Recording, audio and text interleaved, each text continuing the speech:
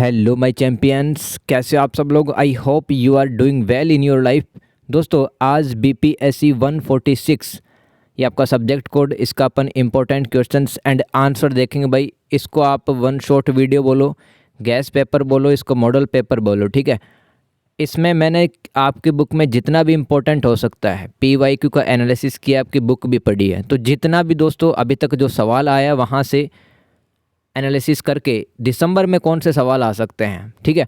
और दिसंबर के बाद में भी दोस्तों आप कभी भी अगर इस वीडियो को देखोगे तो ज़रूर हेल्प मिलेगी आपको, ठीक है। बहुत सारा हेल्प मिलेगा। संघर्ष, समाधान और शांति स्थापना बहुत ही शानदार किताब है, इग्नू, थैंक्स टू इग्नू, ठीक है। Conflict resolution and peace building बहुत ही ज़बरदस्त किताब है दोस्तों। इसमें 100 नंबर का पेपर आता है और आपको 3 घंटे मिलते हैं, ठीक है। तो 3 घंटे के अंदर ये पेपर अपने को करना है और 20-20 नंबर के सवाल आते हैं। पहले ही चैप्टर में मैंने उठाया दोस्तों पहला ही सवाल, ये मतलब संघर्ष की अवधारणा, यानी कि संघर्ष से आप क्या समझते हैं, इसका अर्थ भी बता दो, इसके टाइप भी मैंने बता दिए और इसके स्रोत भी बता दिए। तो कैसा भी सवाल आए उलझोगे नहीं आप, ठीक है। तो भाई फटाफट से पढ़ते हैं।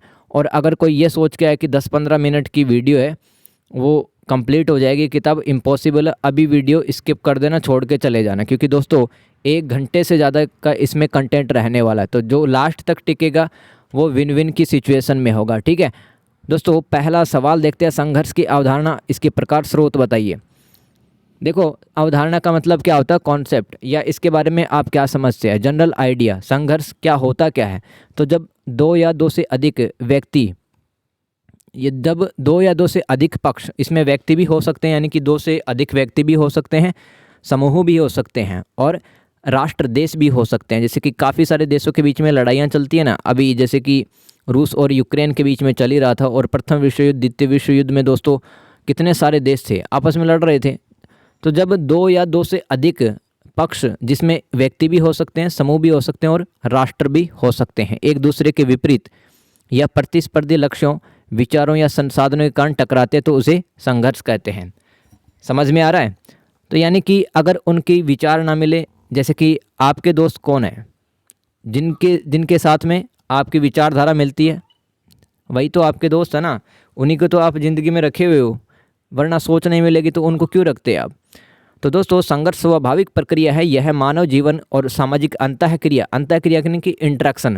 देखो समाज के अंदर काफ़ी सारे लोग और इस देश दुनिया के अंदर काफ़ी सारे संगठन और देश आपस में बात करते हैं, तो संघर्ष हो भी सकता है यार। जैसे कि आप मतलब अपने दोस्त के साथ में किसी बात पर डिबेट कर रहे हो, ठीक है, उसको कुछ बात समझाना चाहते हो, आप अपने तर्क रखे हो सकता है कि दोस्तों आपकी बात से असहमत हो, तो वो भी एक प्रकार का संघर्ष है वहाँ पर, ठीक है। संघर्ष का मतलब मारपीट नहीं होता। तो संघर्ष दोस्तों एक स्वाभाविक हिस्सा है, जैसे कि भूख प्यास लगती है वैसे ही संघर्ष होता है एक इंसान के जीवन के अंदर, जो कि हमेशा बुरा नहीं होता। देखो इसके बाद में आप बता दो कि जो विद्वान हुए हैं, जैसे कि लुई कोसर, विद्वानों ने, स्कॉलर्स ने क्या क्या डेफिनेशन दी है कॉन्फ्लिक्ट के बारे में। लुईस कोसर ने क्या कहा है, मूल्यों, शक्ति या संसाधनों को लेकर होने वाला संघर्ष जिसमें विरोधी अपने प्रतिद्वंदियों को बेअसर करने या ख़त्म करने की कोशिश करता है। यानी कि दोस्तों मूल्य, यानी कि एक देश की अपने सोच हो सकती है, एक देश है वो ईमानदारी पे चल सकता है, एक देश साम्राज्यवादी मूल्य पे चल सकता है, यानी कि उसको अपनी सीमाएं बढ़ानी है, एक देश उपनिवेशवाद पे चल सकता है, यानी कि उसको दूसरे के देश के संसाधन लूटने, जैसे कि ब्रिटेन ने भारत के लूटे थे।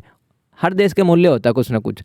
और एक देश को दोस्तों शक्ति हासिल करनी होती है। आपको पता है कि जिसके पास में आज की दुनिया में पावर होगी, ठीक है, वही सर्वाइव कर पाएगा, शक्तिशाली ही सर्वाइव कर पाएगा आज की दुनिया में। संसाधनों को लेकर भी संघर्ष होता है, जिसमें जो विरोधी होता है, दुश्मन होता है, वो अपने प्रतिद्वंदी यानी कि उनके जो कॉम्पिटिटर है उनको ख़त्म कर देता है या फिर उनका असर कम कर देता है। ये लुईस कोसर बता रहे हैं हमें, ठीक है। केनेथ बोल्डिंग ने क्या बताया है कॉन्फ्लिक्ट, संघर्ष को लेकर के, ये क्या मानते थे, ऐसी प्रतिस्पर्धा जहाँ लक्ष्य परस्पर असंगत होते हैं, यानी कि सामने वाले का लक्ष्य टारगेट अलग हो सकता है और आपका लक्ष्य अलग हो सकता है, जिसका अर्थ है एक का लाभ दूसरे की हानि, ठीक है। तो आज की दुनिया वैसी तो स्वार्थी टाइप की है ना, लोग भी मतलब ही स्वार्थी हैं। तो मतलब लोग अपना काम निकालना चाहते हैं, लोग की जगह देश भी आजकल अपना काम निकालते हैं। दोस्तों विदेश नीति के बारे में आपने पढ़ा होगा, जो फॉरेन पॉलिसी होती है, आज के टाइम पे जो देश आपको दोस्त दिखते हैं वो आने वाले टाइम पे हो सकता है दुश्मन भी बन जाए। तो दोस्तों समय समय की बात होती है। तो केनेथ बोल्डिंग क्या कह रहे हैं कि ये कंपटीशन है भाई, ये कंपटीशन है जहाँ पर प्रत्येक व्यक्ति, प्रत्येक संगठन के, प्रत्येक देश के अपने अलग अलग लक्ष्य होते हैं और इस खेल के अंदर एक पार्टी को लाभ होता है, दूसरे की हानि होती है, दूसरे को हानि होती है। थॉमस रॉबिन्स क्या बोल रहे हैं, एक ऐसी प्रक्रिया जो तब शुरू होती है जब एक पक्ष को लगता है कि दूसरा पक्ष किसी ऐसी चीज़ को नकारात्मक रूप से प्रभावित करेगा जिसकी वे परवाह करते हैं। दोस्तों मैं बार बार बोल रहा हूँ, मोबाइल की स्क्रीन रोटेट कर लेना, ईयरफोन लगा के आपको क्लास करना है। तो दोस्तों थॉमस रॉबिन्स क्या बोल रहे हैं, वो बोल रहे हैं कि जैसे कि मैं आपको एग्जांपल दूं, जैसे कि आपका कोई दोस्त बहुत फेवरेट हो सकता है जिससे कि आप डेली मिलते हो, ठीक है।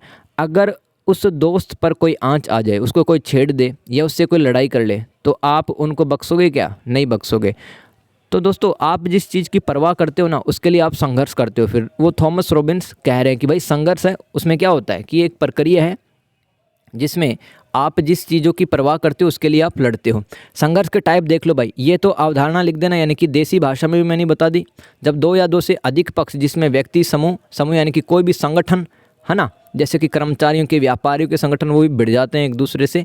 और यहाँ पर राष्ट्र, देश भी हो सकते हैं, ये तो देसी भाषा में बता दी।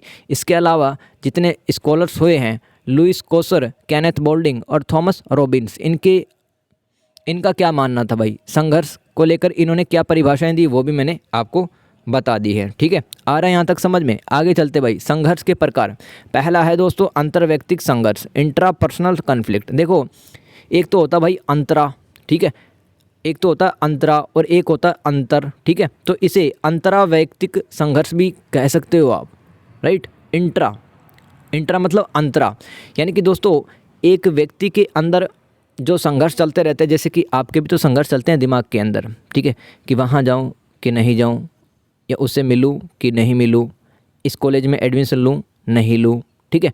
तो दोस्तों ये आपके क्या है, मतलब आपके खुद के दिमाग के अंदर ही तो संघर्ष चल रहा है, ये ऐसा थोड़ी है दूसरे से लड़ रहे हो, है ना। तो दोस्तों ये होता है अंतरा, ये होते हैं इंग्लिश में इंट्रा। तो अंतरावैयक्तिक संघर्ष या अंतर्वैयक्तिक संघर्ष क्या होता है, किसी परिवार का, किसी व्यक्ति का परस्पर विरोधी लक्ष्यों, मूल्यों और भूमिकाओं के साथ आंतरिक संघर्ष। जैसे कि दोस्तों आपका वीज़ा लग गया अमेरिका, आपको एडमिशन मिल गया भाई अमेरिका के किसी MBBS कॉलेज में जहाँ से आप डॉक्टरी करेंगे। लेकिन दोस्तों आप जब अकेले होते हैं तब आप ये भी सोचते हैं कि यार मुझे खूब पैसा मिलेगा और अमेरिका की जो डॉक्टरी पढ़ाई है उसके मैं करके आऊँगा तो भारत में काफ़ी ज़्यादा पैसा छापूंगा मैं, भारत में उसका बहुत ज़्यादा वैल्यू है, अमेरिका की जो MBBS की डिग्री है, ठीक है, डॉक्टरी की डिग्री है। लेकिन आप ये सोचते हो कि मैं 5-6 साल के लिए अमेरिका चला जाऊंगा और मेरे माँ बाप हैं, ठीक है, मेरे दादा दादी, उनको कौन संभालेगा, भाई बहन भी है, उनकी भी मुझे केयर करनी है। तो ऐसे जो संघर्ष होते हैं इनको अंतरावैयक्तिक संघर्ष कहते हैं, इंट्रापर्सनल कॉन्फ्लिक्ट कहते हैं। अब दोस्तों इसी का एक भाई है अंतर्व्यक्तिगत संघर्ष, यानी कि इंटरपर्सनल। दो व्यक्तियों के बीच में जो संघर्ष होता है या दो से अधिक व्यक्तियों के बीच में जो संघर्ष होता है उसको क्या कहते हैं, अंतर्व्यक्तिक। तो दोस्तों अंतरा समझ गए ना, अंतरा मतलब एक व्यक्ति के मन के भीतर चलने वाले संघर्ष, और अंतर मतलब दो या दो से अधिक व्यक्तियों के बीच में चलने वाले संघर्ष। तो कोई भी बात को लेकर के संघर्ष हो सकता है किसी भी इंसान से, ठीक है। अंतर समूह संघर्ष, इंट्रा ग्रुप कॉन्फ्लिक्ट। तो भाई इंट्रा का मतलब जान गए ना कि एक समूह के भीतर, एक जैसे कि कोई भी संगठन है, जैसे कि मान लो आप प्राइवेट कंपनी में काम करते हो, एक संगठन है, तो भाई संगठन के अंदर भी तो तनाव हो जाता है, संघर्ष हो जाता है। जैसे कि बॉस है वो टाइम पे सैलरी नहीं देता है, ठीक है, या कोई किसी के साथ में हंसी मजाक ज़्यादा ही कर देता है, कमेंट पास कर रहा है। तो एक समूह के भीतर काफ़ी सारी समस्याएं हो सकती हैं, संघर्ष हो सकता है, उसको क्या कहते हैं, intra group conflict, intra group conflict. और दोस्तों इसी का भाई है एक इंटर ग्रुप कॉन्फ्लिक्ट, यानी कि अंतर समूह संघर्ष। भाई यहाँ पे कन्फ्यूज़न नहीं होना है, ठीक है। टाइम है आपके पास में दोस्तों, अभी एग्ज़ाम को टाइम है, तो नोट्स बना बना के याद कर लेना भाई, ठीक है, या इसी वीडियो को 4-5 बार देख लेना, काफ़ी मेहनत से बनाई है मैंने, ठीक है। अंतर समूह, इसमें दोस्तों अंतर का मतलब अभी बताया ना, दो या दो से अधिक समूहों के बीच में जो संघर्ष होता है उसको अंतर समूह संघर्ष कहते हैं। संघर्ष के सामान्य स्रोत, दोस्तों सवाल में क्या पूछा था, संघर्ष की अवधारणा, यानी कि संघर्ष किसे कहते हैं, संघर्ष के प्रकार, टाइप बता दिए हमने। अब स्रोत बताएंगे भाई, कहाँ से स्टार्ट होता है संघर्ष। देखो पहला है आर्थिक संसाधन आधारित, यानी कि दोस्तों जब किसी देश को, किसी व्यक्ति को लगता है कि मेरे पास सीमित संसाधन है, ठीक है, तो मैं दूसरे देश को लूट लेता हूँ, वहाँ से मेरे को पानी, डीजल, पेट्रोल सब मिल जाएगा और पैसा भी मिल जाएगा। ये आर्थिक आधारित ये स्रोत होता है जिससे कि संघर्ष स्टार्ट होता है। तो दोस्तों यूरोप की जो शक्तियाँ थी, चाहे फ्रांस हो, स्वीडन हो, चाहे वो ब्रिटिश ईस्ट इंडिया कंपनी हो, उन्होंने दुनिया के अंदर जो अपना उपनिवेशवाद फैलाया वो संसाधनों को लेकर ही तो फैलाया था। आगे चलते भाई, लक्ष्य और प्राथमिकताओं से संबंधित स्रोत। तो दोस्तों कोई भी अगर आपको रिजल्ट प्राप्त करना है या उन्हें प्राप्त करने के तरीकों पर असहमति, जैसे कि आपके दोस्त हैं वो बात कर रहे हैं कि यार मेरे को बैंक की नौकरी निकालनी है, तो आप आपस में लड़ रहे हो कि यार इस टीचर से पढ़ लो, इस टीचर से पढ़ लो। तो लक्ष्य और प्राथमिकता क्या है उसके हिसाब से भी संघर्ष हो सकता है। आगे भाई, मूल्य और मान्यताएं।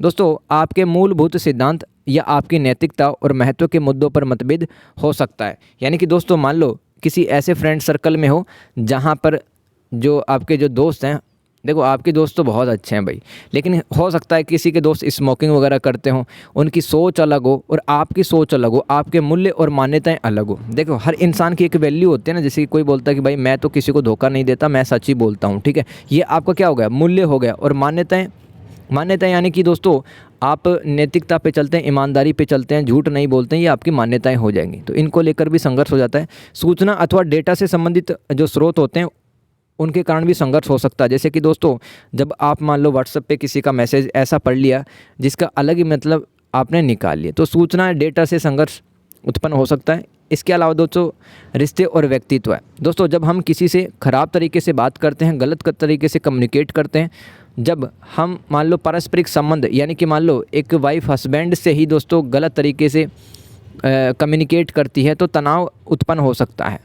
शक्ति और संरचना, अधिकार में असंतुलन, संगठनात्मक विफलता या प्रतिष्ठा के लिए संभावित खतरे। दोस्तों जैसे कि मैं आपको बताता हूँ कि मान लो किसी कंपनी के अंदर आप मैनेजर पद पे हो, ठीक है। आपके ऊपर भी दोस्तों अधिकारी हैं जो कि कंपनी को चला रहे हैं, जिसको मैं सीईओ बोलूँगा। तो कंपनी का जो बॉस है आपको कोई प्रोजेक्ट का मैनेजर बना दिया, लेकिन आपको अधिकार ही नहीं दे रहा है। आपका जो सीईओ कंपनी का मालिक आपको अधिकार नहीं दे रहा है। तो दोस्तों शक्ति और संरचना के कारण भी क्या हो सकता है, संघर्ष हो सकता है। इसके अलावा दोस्तों मनोवैज्ञानिक स्रोत भी होते हैं जिसमें असुरक्षा, सराहना की कमी या भावनात्मक प्रतिक्रियाएं। दोस्तों जैसे कि परिवार में आप बहुत मेहनत का काम कर रहे हो, परिवार को आगे ले जाने के लिए आप दिन रात एक कर रहे हो, लेकिन आपकी कोई तारीफ़ नहीं करता आपके काम की, चाहे पढ़ रहे हो चाहे कुछ भी कर रहे हो। तो आपको क्या लगता है कि यार मेरे काम की कोई तो वैल्यू नहीं है, मैं क्यों करूँ मेहनत इनके लिए जब मुझे ये मेंटली सपोर्ट नहीं करते। तो आगे है दोस्तों संगठनात्मक स्रोत से भी संघर्ष उत्पन्न हो सकता है, जैसे कि परिवर्तन, स्पष्ट भूमिका या संरचनात्मक मुद्दे। तो दोस्तों जैसे कि कोई प्राइवेट कंपनी में आप काम करते हैं, वहाँ पर आपको 10 दिन तक 20 दिन तक बताया नहीं गया कि आपकी भूमिका क्या होगी, आपको क्या काम करने हैं, तो कुछ भी करते रहते हो आप कंप्यूटर लैपटॉप पे। तो दोस्तों इससे भी तो संघर्ष उत्पन्न हो जाता है। आप लड़ जाते हो बॉस से कि यार बॉस मैं 20 दिन से आ रहा हूँ, कुछ तो काम करवा लो कम से कम।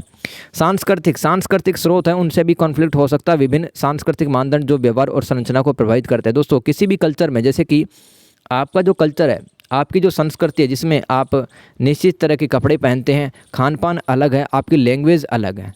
अगर मान लो घर वाले या समाज हम पर थोपने की कोशिश करता है कुछ रीति रिवाज या मूल्य, उसके कारण भी क्या हो जाता है, संघर्ष पैदा हो जाता है। आगे चलते भाई, आ रहा समझ में भाई, 13 मिनट हो गई है ना, तो टिके रहना लास्ट तक टिके तो आप कहोगे कि यार वास्तव में बहुत बढ़िया क्लास में मज़ा आया और हर एक चीज़ मैंने सीखी है और एग्ज़ाम के अंदर मैं बहुत अच्छा करके आऊँगा या करके आऊँगी, ठीक है।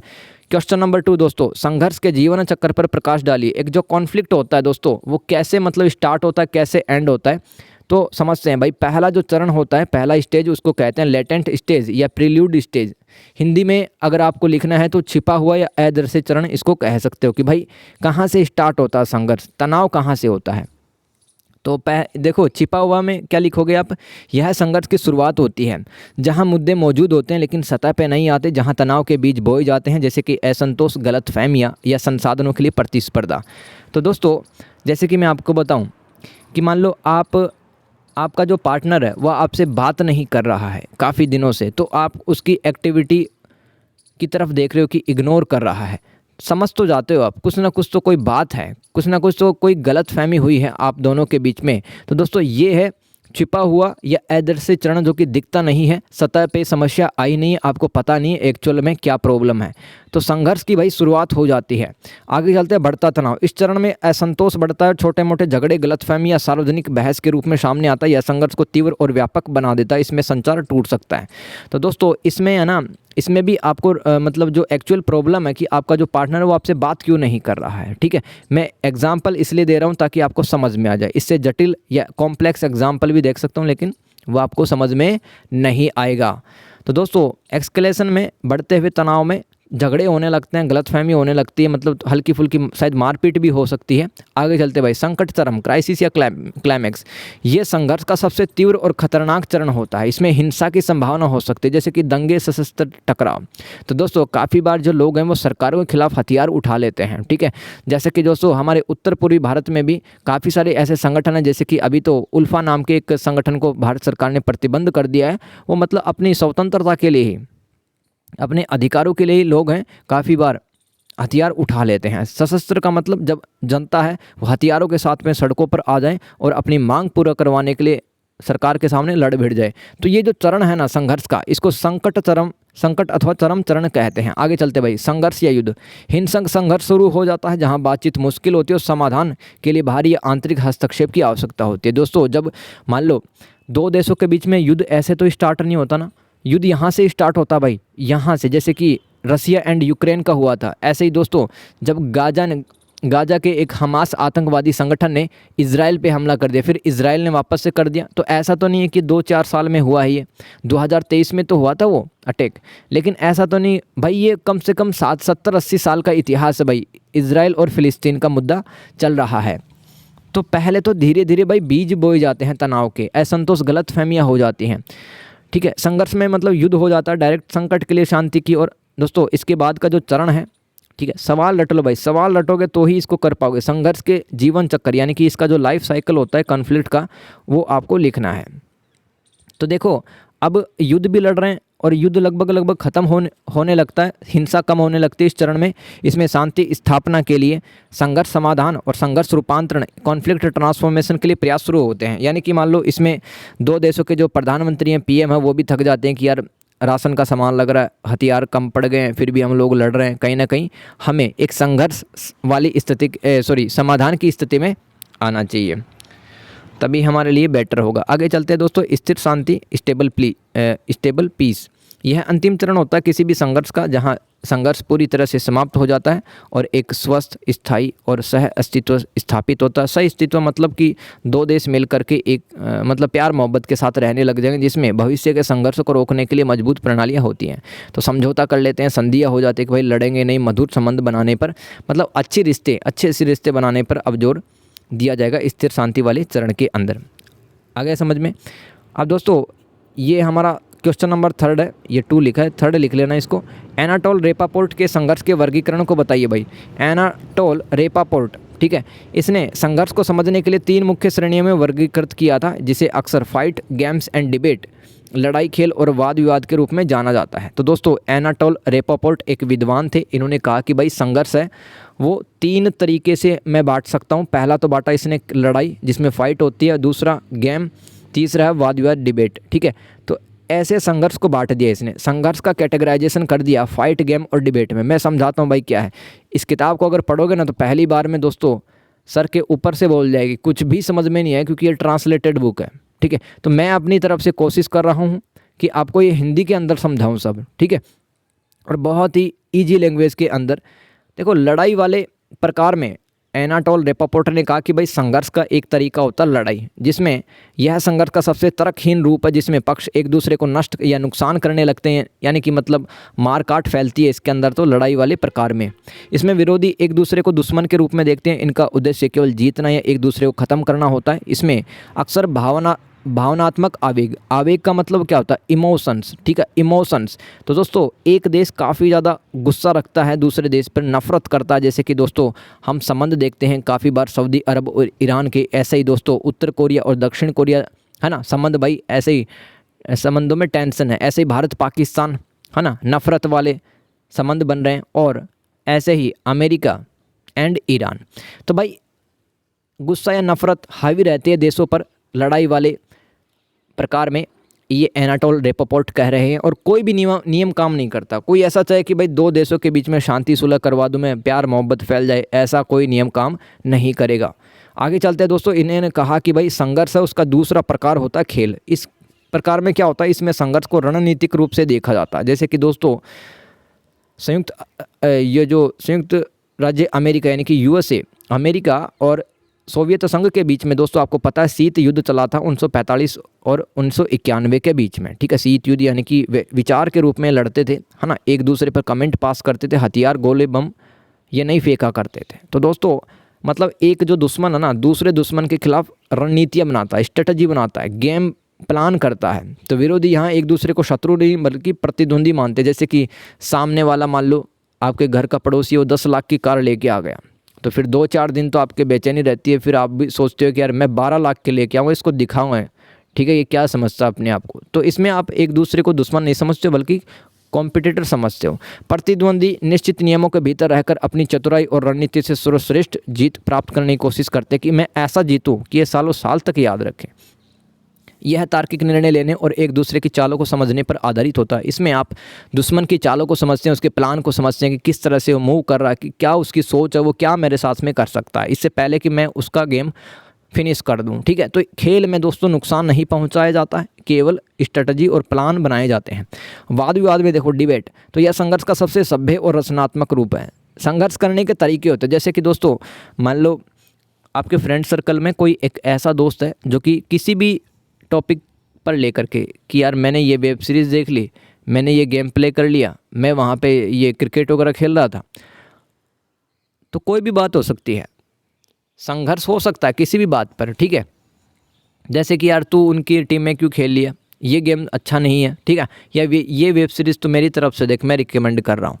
लेकिन दोस्तों जब आप प्यार से समझाते हो, क्रिएटिव टाइप से समझाते हो, सभ्य तरीके से, ऐसा नहीं कि उसके साथ गाली गलौज कर दी, मारपीट कर दी कि नहीं वेब सीरीज़ देखनी पड़ेगी तेरे को, तो इसका मुख्य उद्देश्य यानी कि दोस्तों ये एनाटोल रेपापोर्ट जो विद्वान है वो बताते हैं कि वाद विवाद प्रकार में मतलब एक जो पक्ष होता है वो दूसरे पक्ष को सोचने के तरीके पर मजबूर करता है कि भाई इस तरह से सोचो तुम, ठीक है। वाद विवाद होता है, डिबेट होती है दोनों के बीच में, चुनौती देते हैं, मतलब सहमति और असहमति बन सकती है। आगे चलते हैं, यहाँ बल या चालाकी के बजाय तर्क और संवाद पर उपयोग ज़्यादा ध्यान दिया जाता है। तर्क का मतलब दोस्तों जब आप अपना रैशनैलिटी लगाएंगे कि भाई ये वेब सीरीज़ मुझे तो अच्छी लगी क्योंकि इसके अंदर ये कैरेक्टर और ये कहानी सी चल रही थी इसके अंदर, तो ये आपका तर्क हो गया, ठीक है। ऐसा नहीं कि भाई नहीं देख तू।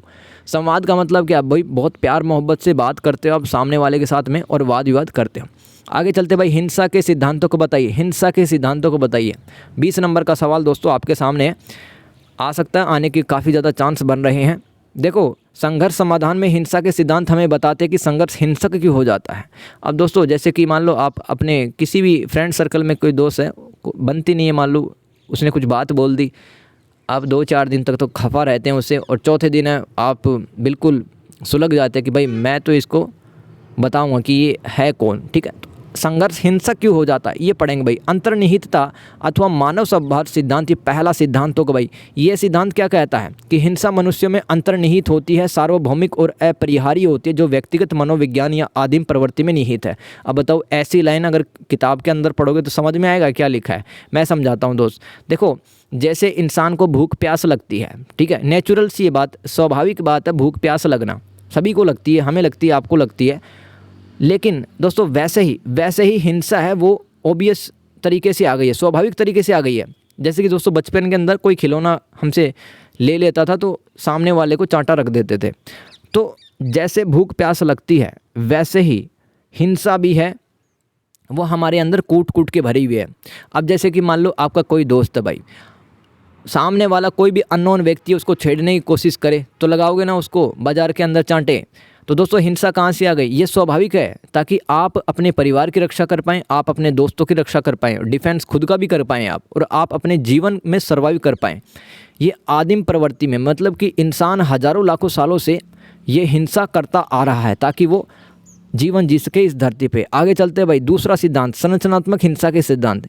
यह सिद्धांत तर्क देता है कि हिंसा दमनकारी प्रणालियों में जैसे कि आर्थिक, राजनीतिक, सांस्कृतिक से उत्पन्न होते जो बुनियादी ज़रूरतों से वंचित करती है, जिसके परिणाम स्वरूप प्रत्यक्ष हिंसा होते हैं, जैसे कि उपनिवेशवाद, गुलामी। मैं बताता हूँ, जैसे कि जो ग्रेट ब्रिटेन था, इंग्लैंड था दोस्तों, है ना, भारत में वो लोग आए व्यापार करने के मकसद से 16वीं सदी में, लेकिन उन्होंने तो पूरा का पूरा एम्पायर खड़ा कर लिया। वो तो यहाँ पे ब्रिटिश ईस्ट इंडिया कंपनी स्थापित कर दी, फिर उड़ीसा, बिहार, बंगाल ये सब जीत लिया भाई, है ना। यहाँ से क्या क्या सामान नहीं गया, हमारे भारत का सोना भी गया, है ना, चाय, जूट, कॉफ़ी सब गया।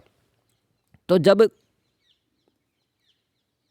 कोई दूसरा देश किसी अन्य देश के संसाधनों का दोहन करता है, ठीक है, वो राजनीतिक, सांस्कृतिक, आर्थिक रूप से हो सकता है, तो क्या होता है, हिंसा होती है, संघर्ष है वो बढ़ता है, हिंसा होती है भाई। आगे है मनोविश्लेषणात्मक। दोस्तों मान लो अभी आप मान लो 18, 20, 22 साल के हो, ठीक है, बचपन के अंदर मान लो आपका कोई करीबी रहा हो, उसने काफ़ी ज़्यादा परेशान किया हो, या फिर स्कूल के अंदर आपको कोई बुली करता था, आपको कोई चिढ़ाता था, तू पतला है, तेरे दांत ऐसे है, तू मोटा है, तेरी हाइट छोटी है, ठीक है, तू काला है, गोरा है, जैसे तैसे, मतलब आपने बहुत कुछ झेला हुआ है, सपोज दैट। तो दोस्तों जब आप बड़े होते हैं तो कुछ अनसुलझे जो मुद्दे होते हैं वो भी आपको परेशान करते हैं, हिंसा के लिए मजबूर करते हैं। अब मान लो आप बड़े हो गए, अब आपको कोई बोल दे कि तुम तो ऐसे दिखते हो, तो उसे जवाब नहीं दोगे क्या? क्योंकि आपके साथ में बचपन में भी आपके साथ में ऐसी, मतलब आपको लोगों ने चिढ़ा है, इरिटेट किया। आगे चलते भाई, सामाजिक सांस्कृतिक सिद्धांत। ये सिद्धांत सीखे हुए व्यवहार है, जैसे कि बचपन में दुर्व्यवहार देखना, सामाजिक पहचान या संस्कृति, भाषा या विचारधारा के माध्यम से शत्रुओं के निर्माण पर ध्यान केंद्रित करता है। दोस्तों जैसे कि इंस्टाग्राम पर हम ऐसी रील्स और यूट्यूब पे ऐसे शॉर्ट्स देखते हैं कि जहाँ पर लोगों के पास में गन है, ठीक है, ड्रग्स का सेवन वो कर रहे हैं, ऐसा करना नहीं चाहिए दोस्तों, ठीक है। तो हमारी मेंटलिटी क्या बन जाती है कि भाई मेरे पास में महंगी गाड़ी हो, मेरे पास में भी वेपन्स वगैरह हो और मैं उत्पात फैलाता रहूं। तो दोस्तों जब आप अपने बाहरी परिवेश से कुछ सीखते हो और आपके अंदर हिंसा आ जाती है, ऐसा सिद्धांत सामाजिक अथवा सांस्कृतिक सिद्धांत कहलाता है। आगे चलते भाई, आर्थिक सिद्धांत। संसाधनों की कमी, प्रतिस्पर्धा, धन और शक्ति के असमान वितरण से प्रेरित संघर्ष या हिंसा को देखा जाता है। अब जैसे कि समाज के अंदर कोई एक ऐसा व्यक्ति है जिसके पास में कोठी बंगले हैं, ठीक है, और आपके पास में एक झोपड़ी है, तो दोस्तों आय का असमान वितरण हो गया ना, उसकी इनकम कहाँ पे है और आपकी इनकम क्या है, तो आप हिंसा पर उतर आते हो। जैसे कि दोस्तों कार्ल मार्क्स कहता है कि दुनिया के मजदूरों तुम्हारे पास में खोने के लिए कुछ नहीं है, पाने के लिए पूरी दुनिया पड़ी है। तो इसलिए पूंजीपतियों से, बिजनेसमैन से भिड़ जाओ, उनको उखाड़ फेंको तुम लोग और तुम ही गद्दी पर बैठ जाओ। तो ये आर्थिक सिद्धांत हमें बताते हैं। आगे चलते हैं, मानव आवश्यकताओं के सिद्धांत। दोस्तों जैसे कि सुरक्षा, पहचान, मान्यता, भागीदारी की पूर्ति न होने पर जो हिंसा अपन करने लगते हैं वो मानव आवश्यकताओं सिद्धांत कहलाता है। जैसे कि दोस्तों आपकी खुद की भी एक आइडेंटिटी है, मतलब आप एक खास धर्म के हैं, खास जाति के हैं, एक खास बैकग्राउंड के हैं, आपको मान लो इग्नोर किया जा रहा है कहीं पे और आपने बहुत अच्छी पढ़ाई लिखाई कर रही है, फिर भी आपको पार्टिसिपेट नहीं करने दिया जाता है। तो दोस्तों आपकी नीड है ना, आप भी चाहते हो मेरा नाम हो, मैं आगे आऊँ, लोगों की हेल्प करूँ, लेकिन आपकी पहचान और मान्यता और के आधार पर आपको पार्टिसिपेट, भागीदारी आपकी रोकी जाती है, तो करोगे ना हिंसा। तो आगे भाई, यथार्थवादी और प्रणालीगत सिद्धांत। हिंसा, ये सिद्धांत क्या बताता है, हिंसा को सत्ता संघर्षों में एक रणनीतिक उपकरण के रूप में देखता है जो अंतर्राष्ट्रीय संबंधों या अस्थिर प्रणालियों में अंतर्निहित होता है, जहां अभिनेता लक्ष्यों को प्राप्त करने के लिए बल का प्रयोग करते हैं। नहीं आया ना समझ में भाई, समझाता हूं मैं, इसलिए आप वीडियो पे आए हो, ठीक है। अब देखो कोई एक देश है बहुत छोटा सा, उसको बहुत सारे देश परेशान करते हैं, उसके पास में कुछ नहीं है, लेकिन वो क्या करेगा दोस्तों, वो हथियारों का उत्पादन करेगा, वो हथियार बनाएगा, नए नए ड्रोन बनाएगा, ठीक है, एआई का इस्तेमाल करके रोबोट की सेना तैयार करेगा, तो वो दूसरे देशों को हरा देगा ना, एक दिन हराएगा भी नहीं तो किसी की हिम्मत नहीं होगी कि उस पर हमला कर दे, क्योंकि दुनिया की क्या वास्तविकता है, इस दुनिया में जिसके पास में पावर होगी, ठीक है, यथार्थवाद सिद्धांत बताता है ये, इस दुनिया के अंदर अगर आपके पास पावर होगी तो आप अपनी सुरक्षा स्वयं सुनिश्चित कर पाएंगे। यथार्थवादी का मतलब क्या, जिस तरह से दुनिया चल रही है वैसे ही आपको शक्तिशाली होना पड़ेगा। आगे चलते भाई, संघर्ष की बदलती प्रकृति पे चर्चा करें। देखो आज के टाइम पे कॉन्फ्लिक्ट है वो बदल गया है भाई। पहले के टाइम पे हम क्या सोचा करते थे कि एक देश दूसरे देश से लड़ गया, एक राजा दूसरे राजा से भिड़ गया, बस यही दिमाग के अंदर आता था ना। लड़ाई का मतलब क्या है कि एक देश दूसरे देश पर आक्रमण कर देता है, अटैक कर देता है। लेकिन आज के टाइम पे दोस्तों संघर्ष वो अलग अलग तरीके के हो गए हैं, उनका नेचर बदल गया है, तो वही आपको लिखना है। तो संघर्षों की प्रकृति आज बदल गई है, जो अब पारंपरिक राज्य बनाम युद्धों से हटकर अधिकतर संघर्षों जैसे कि आंतरिक संघर्ष, गृह युद्ध, विद्रोह, आतंकवाद। दोस्तों आतंकवाद जैसे कि पहलगाम के अंदर दोस्तों कितने मासूम लोग मारे गए थे, ऐसे ही दोस्तों अभी दिल्ली में बम धमाका करने की कोशिश की गई थी, देखा आपने, है ना, उसके अंदर डॉक्टर शामिल थे। तो ये जो आतंकवाद है, नक्सलवाद है, ये दीमक की भांति एक देश को खाता जा रहा है। ये भी तो एक संघर्ष है अपने आप में। सरकारें हैं वो परेशान हो जाती है, खुद लोग हैं वो भी परेशान हो जाते हैं। अब बताओ वहाँ पे पहलगाम के अंदर कौन घूमने जाएगा, वो 10 बार सोचेगा, क्योंकि वहाँ पे 25-30 लोग मारे थे उन आतंकवादियों ने, है ना। ऐसा ही गृह युद्ध हो जाता है, यानी कि देश की जनता है किसी मुद्दे को लेकर के, जैसे कि उसको पीएम हटाना हो, राष्ट्रपति हटाना हो, तो अपने ही सरकार के खिलाफ वो हथियार उठा लेती है। जैसे कि दोस्तों यमन में, इराक में गृह युद्ध चले हैं, उन देशों की हालात देखो आप। तो देखो आंतरिक संघर्ष ये देख लो, मतलब आज आंतरिक संघर्ष दिखाई दे रहे हैं भाई। ऐसा नहीं कि एक देश दूसरे राज्य से भिड़ रहा है। अब राज्य से राज्य युद्ध कम हो गए, यानी कि एक देश दूसरे देश से कम लड़ता है, वैसे तो लड़ रहे हैं, जैसे कि जो रसिया है वो यूक्रेन से लड़ रहा था, अभी तो बंद हो गया।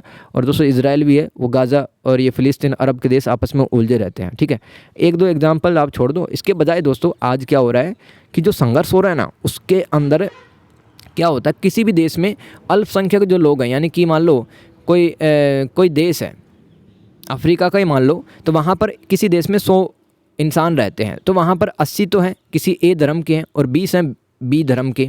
ठीक है, तो 20 क्या सोचेंगे कि हम तो संख्या में कम है, हमें एक्सप्लॉइट किया जा रहा है, परेशान किया जा रहा है। तो दोस्तों आज जो जातीय अल्पसंख्यक है, धार्मिक अल्पसंख्यक है, वो भी सरकारों से लड़ जाते हैं, वो भी संगठन बना लेते हैं, वो भी हथियार उठाने लग जाते हैं। तो आंतरिक संघर्ष से हम नया प्रकार का संघर्ष आज दुनिया में देख रहे हैं। इसके अलावा गैर राज्य अभिनेता यानी कि एक्टर, वो फिल्म वाला एक्टर नहीं है भाई, ये आतंकवादी, विद्रोही और अन्य हिंसक समूह महत्वपूर्ण खिलाड़ी बन गए जिनके लिए पारंपरिक और अंतर्राष्ट्रीय नियम लागू नहीं होते, जिससे जटिल स्थिति हो जाती है।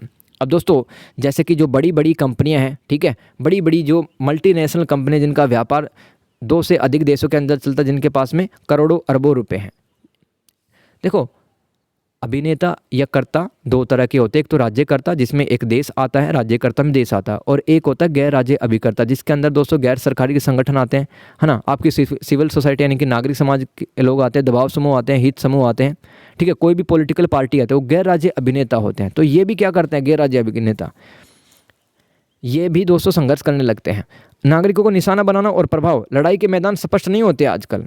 जैसे कि दोस्तों पहले जंगें हुआ करती थी, जैसे कि पानीपत के मैदान में काफ़ी सारी लड़ाइयाँ हुई है, लेकिन आज के टाइम पे क्या दोस्तों, जैसे कि स्कूल के अंदर धमाका कर दिया, अस्पताल उड़ा दिया, बच्चों को सैनिक के रूप में इस्तेमाल किया जाता है। बच्चे हैं उनको भी सेना में भर्ती कर लिया कि तुम भी लड़ो। ठीक है, तो बच्चे कहाँ से लड़ पाएंगे, बच्चे तो मारे जाएंगे ना।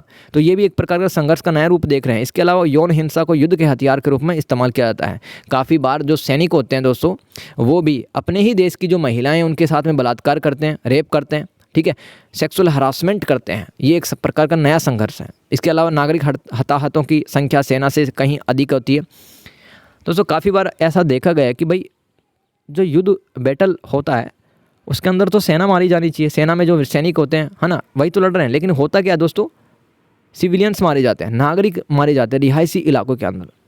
आगे चलते हैं नए प्रकार के संघर्ष देख लो भाई, हाइब्रिड युद्ध। आज के टाइम पे दोस्तों साइबर हमले, जैसे कि बैंक के अंदर रखे हुए पैसे किसी ने उड़ा लिए, तो ये भी तो संघर्ष है। दुष्प्रचार, यानी कि दोस्तों आपकी इमेज है, कोई उसकी धज्जियाँ कोई उड़ा रहा है इंटरनेट पे, ठीक है, और आपने उस पर केस कर दिया, ये दुष्प्रचार, यानी कि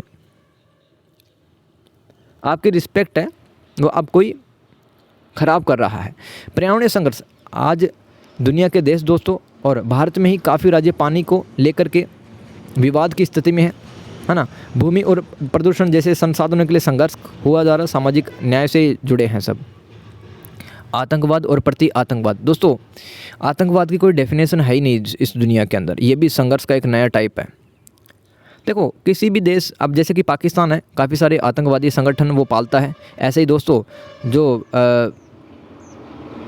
पश्चिम एशिया है, वहाँ पर भी काफ़ी सारे क्या हैं, आतंकवादी संगठन है, लेकिन उन देशों के लिए वो आतंकवादी संगठन नहीं है, क्योंकि वो उनके लिए काम करते हैं, समझ गए।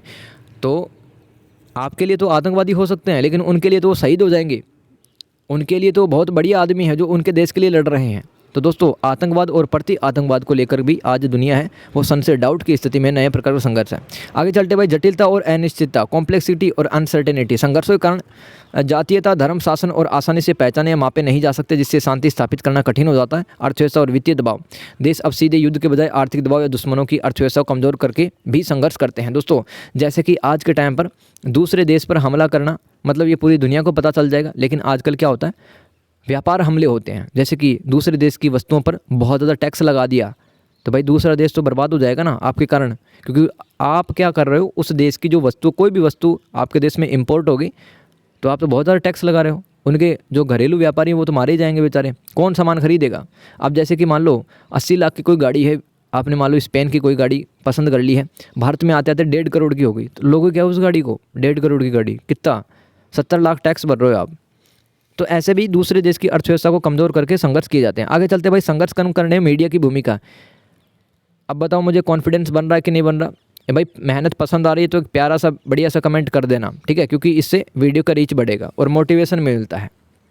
संघर्ष को कम करने में मीडिया की भूमिका बताइए। अब मीडिया क्या होता है दोस्तों, जैसे कि आप प्रिंट मीडिया अखबार पढ़ते हैं, आप रेडियो सुनते हैं, आप इंस्टाग्राम चलाते हैं, ठीक है, ट्विटर चलाते हैं, तो ये सब मीडिया होता है। सूचना प्रदाता, भाई सूचना प्रदान करके यह अफवाहों और दुष्प्रचार का मुकाबला करने के लिए तथ्यात्मक और समय पर समाचार प्रदान करता, जिससे जनता के संघर्षों को वास्तविक रूप में समझने में मदद मिलती है। तो दोस्तों अब जैसे कि टेलीविज़न वाले हैं, है ना, बहुत सारी न्यूज़ एजेंसियां सही समाचार अगर देंगी तो दोस्तों संघर्ष कम होंगे ना। लेकिन दोस्तों भारत की जो मीडिया है वो तो दिन रात कुछ ना कुछ ऐसे मसालेदार टॉपिक लेके आते हैं जिससे भाई देखने वाले का दिमाग ही खराब हो जाए। आगे चलते भाई सेतु निर्माता, यह भारत परस्पर विरोधी पक्षों और समुदायों को जोड़ता है, साझे मूल्य और परस्पर निर्भरता को उजागर करके सहानुभूति और साझा समझ को बढ़ावा देता है। दोस्तों मीडिया क्या करता है, अब जैसे कि मान लो दो धर्मों के बीच में आपस में बनती नहीं है तो उनका पॉडकास्ट दिखा देंगे, उनको एक मंच पे लेके आ जाएंगे कि भाई आप सम्मान कर रहे हो, देखो ये व्यक्ति है, ये इस धर्म का सम्मान करता है। तो सेतु निर्माण यानी कि दो लोगों या दो संगठनों या दो धर्मों के लोगों को आपस में जोड़ने का काम भी मीडिया करता है, एक पुल की तरह ये काम करता है भाई। प्रारंभिक चेतावनी प्रणाली, यह संभावित संघर्षों की ओर ध्यान आकर्षित करती है और हस्तक्षेप के लिए प्रारंभिक चेतावनी प्रदान करती है। यानी कि दोस्तों आने वाले टाइम पे संघर्ष हो सकता है, ऐसा बताती रहती है मीडिया कि भाई अब थोड़ा सेफ रहो। संवाद का मंच, मीडिया क्या है, विविध दृष्टिकोणों को आवाज़ देता है। आपकी सोच कुछ भी हो सकता है, कुछ भी हो सकता है दोस्तों, ठीक है, तो आपकी सोच को जनता को दिखाने का काम मीडिया ही करेगा। अहिंसक अभिव्यक्ति और बहस की अनुमति देता है ना। मीडिया क्या करता है भाई, लड़ाई मत करो, आप अपने विचार रखो, सिर्फ ऐसा नहीं कि लड़ के बता रहे लोगों को। सहिष्णुता और समावेशिता को बढ़ाता है। सहिष्णुता यानी कि सहनशीलता, दूसरे धर्मों के प्रति आप टॉलरेट हो जाते हैं, उनके धर्म ग्रंथों की बुराई नहीं करते हो, ना तो उस धर्म की भी बुराई करते हैं। समावेशिता यानी कि समाज में प्रत्येक वर्ग को आप सम्मान करते हैं, चाहे कोई गरीब है चाहे अमीर है, सभी वर्गों को आप सम्मान देते हैं भाई, ये समावेशिता यानी कि इंक्लूसिवनेस इसको बोलते हैं। निगरानी संस्था, सत्ताधारियों को जवाबदेह ठहराती है, मानवाधिकारों को बढ़ाती है और रचनात्मक संचार को प्रोत्साहित करती है। मीडिया क्या करती है, वो बताती रहती है भाई इस नेता ने इतने पैसे खा लिए, ये नेता अच्छा काम कर रहा है, तो देश के जो नेता हैं वो भी रिस्पॉन्सिबल हो जाते हैं जनता के प्रति कि गलत काम करेंगे तो मीडिया पहुंच जाएगा, ठीक है। और इसके अलावा कहीं पर इंसानों पे अत्याचार हो रहे हैं, ह्यूमन राइट्स का वायलेशन हो रहा है, तो मीडिया उस न्यूज़ का भी कवरेज करता है। शांति प्रेरक, सकारात्मक विचारों, जो मीडिया है दोस्तों सकारात्मक विचारों, शांति निर्माण की पहल यानी कि कोई भी इनिशिएटिव या कदम हो सकता है, और अहिंसक दृष्टिकोणों को बढ़ावा देता है, जैसे कि गांधी जी द्वारा अपनाए गए थे। अहिंसा के जो कुछ मूल्य थे वो गांधी के द्वारा अपनाए गए थे ना। तो मीडिया काफ़ी बार बढ़िया मतलब डॉक्यूमेंट्री दिखाता है, हमें न्यूज़ दिखाता है कि भाई लोग हैं इस तरह से शांति स्थापित कर रहे हैं, तो मोटिवेशन का काम भी, पॉजिटिव वाइब्स देने का काम भी मीडिया करता है। आगे संघर्ष कम करने में महिलाओं की भूमिका, इसमें तो लिख सकते हो लेकिन मैं आपको थोड़ा फ्रेमवर्क बता देता हूँ, फिर तो आप भर के लिखना भाई। पहला, शांति और सुरक्षा में प्रत्यक्ष भूमिका महिलाओं की, जिससे कि कन्फ्लिक्ट कम हो सकता है। सूडान, ये अफ्रीका का देश है, सूडान बुरुंडी जैसे देशों में महिलाओं ने शांति प्रक्रियाओं में पर्यवेक्षकों और मध्यस्थों के रूप में काम किया, जिससे समाधान खोजने में मदद मिलती है।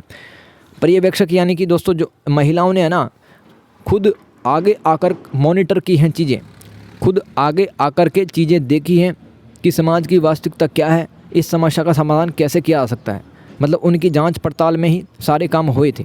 आगे चलते हैं, सामाजिक और सामुदायिक स्तर पर योगदान। संघर्ष के बाद महिलाएं प्राथमिक देखभालकर्ता और आश्रितों की देखभाल करने वाली रूप में समाज को फिर से जोड़ने और पुनर्वास करने में महत्वपूर्ण भूमिका निभाती है। जैसे कि मान लो दो धर्म के लोग या दो जाति के लोग आपस में भिड़ गए, काफ़ी नुकसान हो गया, काफ़ी सारे लोग मारे भी गए, तो जो नुकसान हुआ है, जो पीड़ित हैं, घायल हैं, उनका उपचार करती है, उनके लिए खाना बनाती है, उनको मेंटली सपोर्ट भी करती हैं, तो ये पुनर्वास कहलाता है। ये स्थिति ये महिलाएं हैं इसमें योगदान दे सकते हैं, क्योंकि आप जानते हैं लड़कियों को एक्स्ट्रा क्वालिटीज़ नेचर ने प्रोवाइड किए, जैसे कि स्नेह है, ममता है, ठीक है, कोऑपरेशन, सहयोग की भावना है। तो इन मूल्यों की सहायता से एक महिला है, एक नारी है, वो सामाजिक स्तर पे संघर्ष को कम कर सकती है। आप इस तरह से लिख देना, वे समाज के बिखरे हुए हिस्सों को एकजुट करती हैं और सह अस्तित्व यानी कि प्यार मोहब्बत से रहना, कोएग्जिस्टेंस, एक साथ रहना तथा सहिष्णुता के संदेश को बढ़ाती है, जिससे कि भविष्य के संघर्षों की संभावना कम हो जाती है।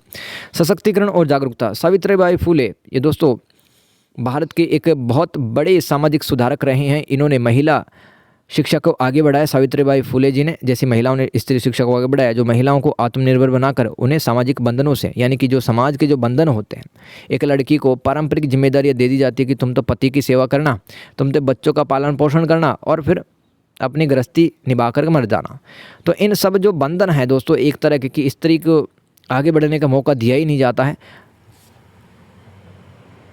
तो इस प्रकार के संघर्ष में है ना, महिलाओं ने बढ़ चढ़ कर इन रूढ़ियों को, पारंपरिक ख्यालों को तोड़ा भी है। भारत के स्वतंत्रता संग्राम में दोस्तों महिलाओं ने खादी का प्रचार किया, यानी कि स्वदेशी उत्पाद है वो अपनाने पर जोर दिया। इसके अलावा शराबबंदी यानी कि दारू के जो ठेके हैं उन पे आगे आकर के धरना प्रदर्शन भी इन महिलाओं ने किया था। ठीक है, बाधाओं को दूर करना, और कमिंग बैरियर्स, तो महिलाएं अक्सर सांस्कृतिक दबाव और हिंसा से भागकर आने वाली होती हैं, लेकिन वे अपने लचीलेपन, रेजिलियंस दिखाते हुए जीवन के अनुकूल ढलती हैं और समुदाय को मजबूत करते हैं। अब देखो आज भी दोस्तों, जैसे कि मान लो कोई किसी देश में युद्ध हो रहा है, जैसे कि यूक्रेन पर रसिया है वो लगातार अटैक करता रहता था, इसी तरह इजराइल भी गाज़ा पर अटैक करता रहता था। तो घरों के अंदर जो महिलाएं थी उनको सबसे ज़्यादा नुकसान होता है ना, क्योंकि आदमी मर्द बाहर की तरफ रहेगा, कमाने के लिए जाता रहता है, तो घर पर बम पड़ेगा तो किसको नुकसान होगा? एक महिला को नुकसान होगा। लेकिन महिला ये सब झेलते हुए, एक महिला ये सब झेलते हुए वापस से अनुकूल ढल जाती है माहौल में। संयुक्त राष्ट्र महिला एक संगठन है दोस्तों, यूएन वुमेन, जो कि महिलाओं के अधिकारों को आगे बढ़ाने की वकालत करता है। जैसे संगठन महिलाओं को सुरक्षा और न्याय प्रणाली में शामिल करने और आर्थिक अवसर प्रदान करने और सार्वजनिक निर्णयों को में उनकी भागीदारी बढ़ाने पर काम करते हैं, जिससे स्थायी शांति आती है। आगे चलते हैं दोस्तों, गैर सरकारी संगठनों की संघर्ष समाधान में भूमिका बताइए। गैर सरकारी संगठनों की संघर्ष समाधान में भूमिका बताइए। दोस्तों एनजीओ क्या होते हैं? नॉन गवर्नमेंटल ऑर्गेनाइजेशन, है ना। किस तरह से ये कॉन्फ्लिक्ट कम कर सकते हैं? बिचौलिए के रूप में गैर सरकारी संगठन होते क्या, जो कि किसी उद्देश्य के लिए काम करते हैं, जैसे कि आपको कोई पेड़ पौधा लगाना है या विधवाओं की सेवा करनी है, अनाथालय में जाना है, तो गैर सरकारी संगठन सबके बने हुए हैं। ये सरकार से प्रत्यक्ष रूप से सहायता नहीं करते हैं, सिर्फ डोनेशन पे काम करते हैं गैर सरकारी संगठन या एनजीओ। तो ये मध्यस्थता के रूप में काम कर सकते हैं। मानवीय सहायता के मतलब कोई अगर भूकंप आ गया, बाढ़ आ गया, संघर्ष हो गया लोगों के बीच में, तो वहाँ पर मानवीय सहायता यानी कि राशन पानी और प्राथमिक उपचार जैसे किट है वो पहुँचाने का काम करेंगे, जागरूकता बढ़ाएंगे। शांति निर्माण के लिए जमीनी स्तर पर काम करके महत्वपूर्ण भूमिका निभाते हैं, जो सरकारों की पहुंच से बाहर होती है। सरकार है दोस्तों हर गांव गली मोहल्ले में नहीं जा सकता, लेकिन एनजीओ अगर आपके आसपास है तो एनजीओ के काफ़ी ज़्यादा जो कार्य करते हैं, है ना, वो आपके समाज में जो हिंसा हुई है, जो संघर्ष तनाव पैदा हुआ है, लोगों का नुकसान कम करने की कोशिश करते हैं। तो वे तटस्थ मध्यस्थ के रूप में कार्य करते हैं। ट्रैक सेकंड कूटनीति का हिस्सा बनते हैं। भाई कूटनीति दो प्रकार की होती है, एक तो ट्रैक फर्स्ट और एक ट्रैक सेकंड। ट्रैक फर्स्ट क्या होती है दोस्तों? जब दो देशों के प्रधानमंत्री या राष्ट्रपति या सरकारी अधिकारी मिलकर के कोई बात करते हैं तो उस चीज़ को तो कहते हैं ट्रैक सेकंड ट्रैक फर्स्ट, जिसमें मतलब सरकारी अधिकारी या नेता लोग आपस में बात करते हैं और समस्या को सुलझाते हैं। और ट्रैक सेकंड क्या होती है? जिसमें मतलब हम और आप जैसे जो साधारण लोग हैं, ठीक है, तो हम भी तो बात कर सकते हैं किसी भी मुद्दे पर और संघर्ष को सोल्व कर सकते हैं अपन। तो एनजीओ भी क्या करता है? ट्रैक सेकंड कूटनीति का हिस्सा बनते हैं। न मध्यस्थता और संवाद, mediation and dialogue. NGO non governmental organisation यानी कि गैर सरकारी संगठन संघर्षरत पक्षों के बीच विश्वास बनाने और सीधे बातचीत की असंभावता की स्थिति में अनुकूल माहौल बनाने के लिए अनौपचारिक माध्यम प्रदान करते हैं। वे ट्रैक सेकंड कूटनीति के माध्यम से नीति निर्माताओं को समाधान खोजने में मदद करते हैं। तो दोस्तों जैसे कि भारत के अंदर मान लो कोई एक डिस्ट्रिक्ट जिला है, वहाँ पर पानी को लेकर के लोग भिड़ गए।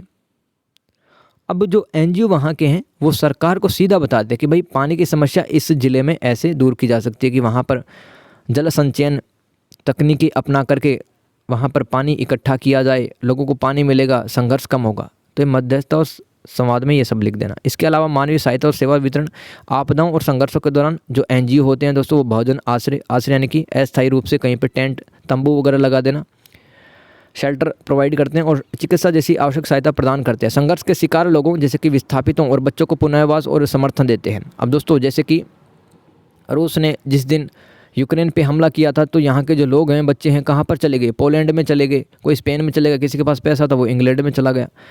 तो एनजीओ क्या करते हैं कि भाई इनको अस्थायी समय के लिए मतलब कोई जगह देते हैं कि यहाँ पर रह लो, हम खाना पीना भी आपके लिए व्यवस्था कर देंगे। आगे है जागरूकता और वकालत, अवेयरनेस एंड एडवोकेसी।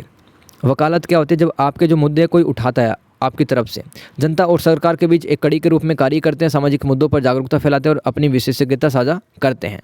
अधिकारों जैसे कि शिक्षा का अधिकार, भोजन का अधिकार के लिए वकालत करते हैं कि सभी को एजुकेशन मिलना चाहिए। सरकार के सामने अपना पक्ष रखते हैं भाई एनजीओ, और सरकारी नीतियों को भी प्रभावित करते हैं। सरकार इनकी बातें काफ़ी ज़्यादा मानती भी है। शांति निर्माण और विकास में देख लो, पीस बिल्डिंग एंड डेवलपमेंट में संघर्ष के मूल कारणों जैसे कि गरीबी, भेदभाव को संबोधित करने के लिए दीर्घकालिक विकास परियोजनाएं चलाते हैं। स्थानीय परियोजनाएं की प्रोजेक्ट भी चलाते रहते हैं भाई, गरीबी को दूर करने के और भेदभाव को दूर करने के लिए।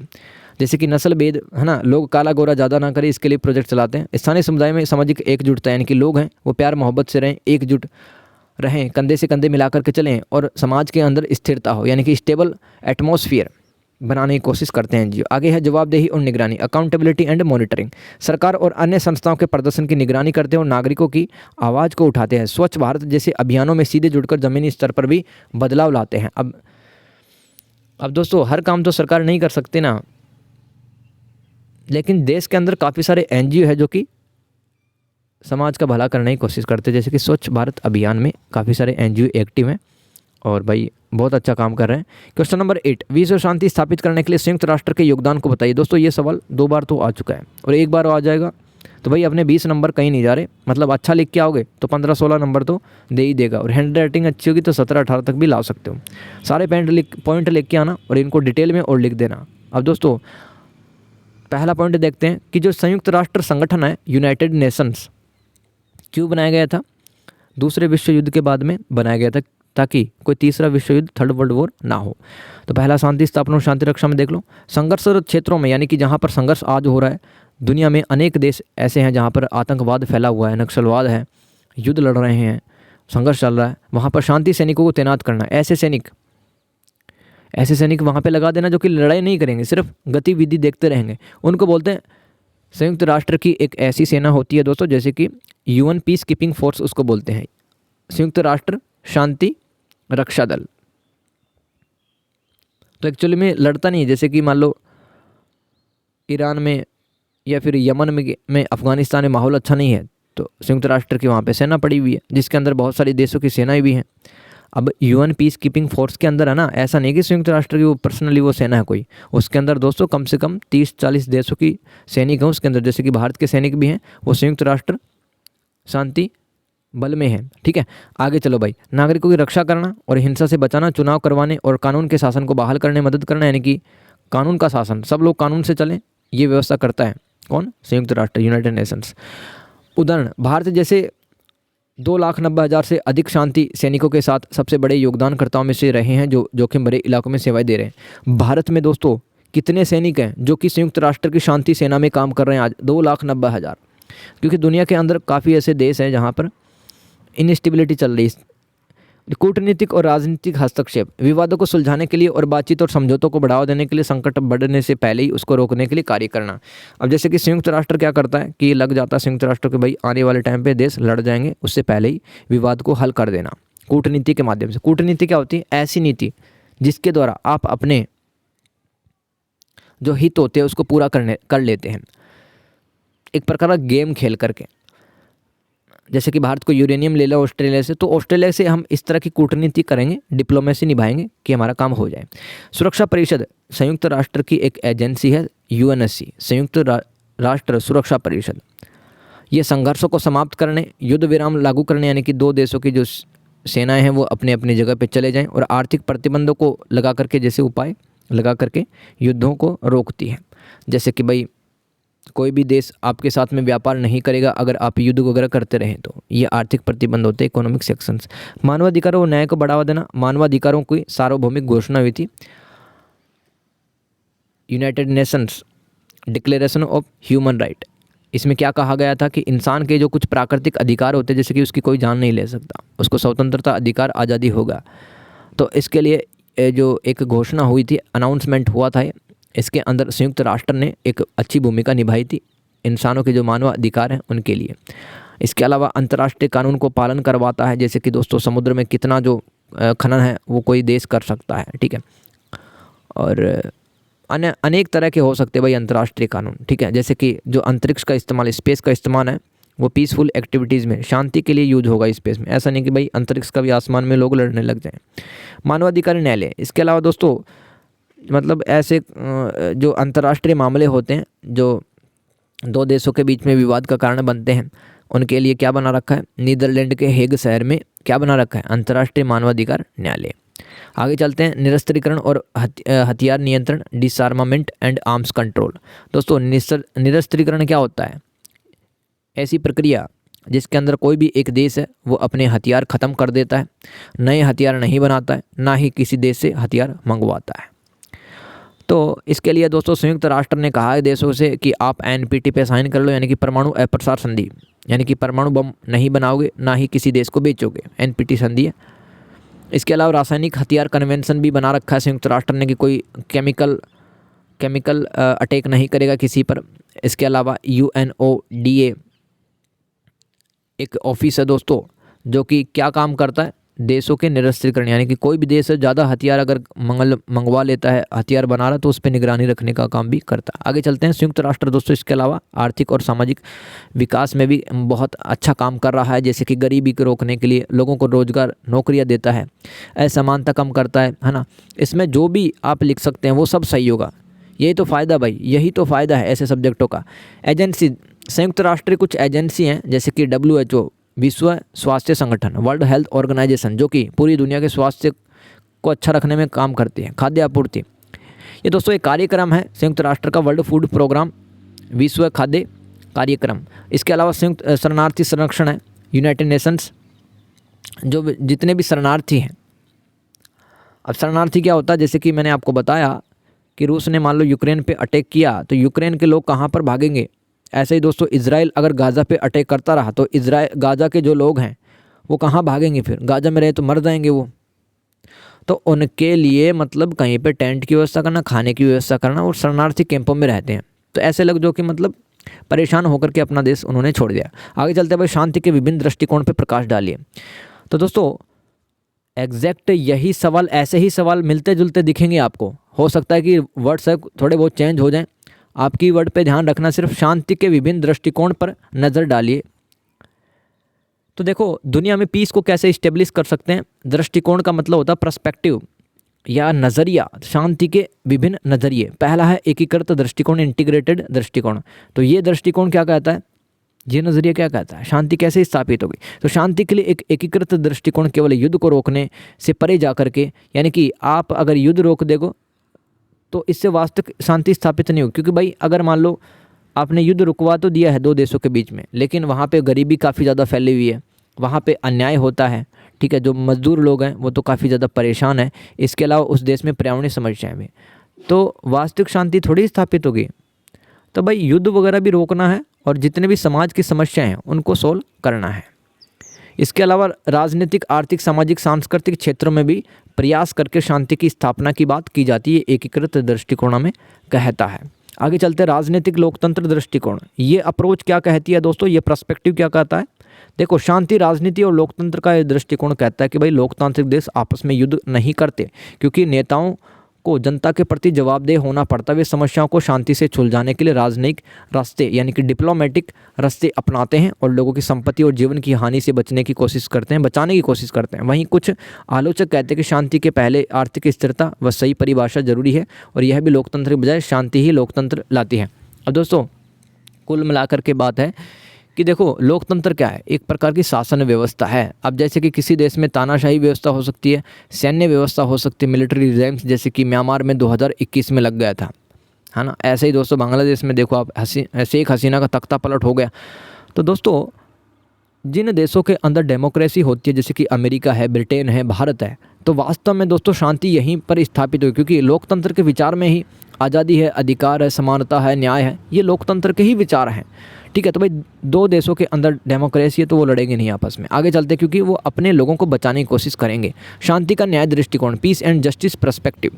यह सिद्धांत या दृष्टिकोण मानता है कि सच्ची शांति केवल हिंसा की अनुपस्थिति नहीं, बल्कि न्याय, समानता, मानवाधिकारों को मजबूत करने और जवाबदेह संस्थाओं की उपस्थिति से आती है।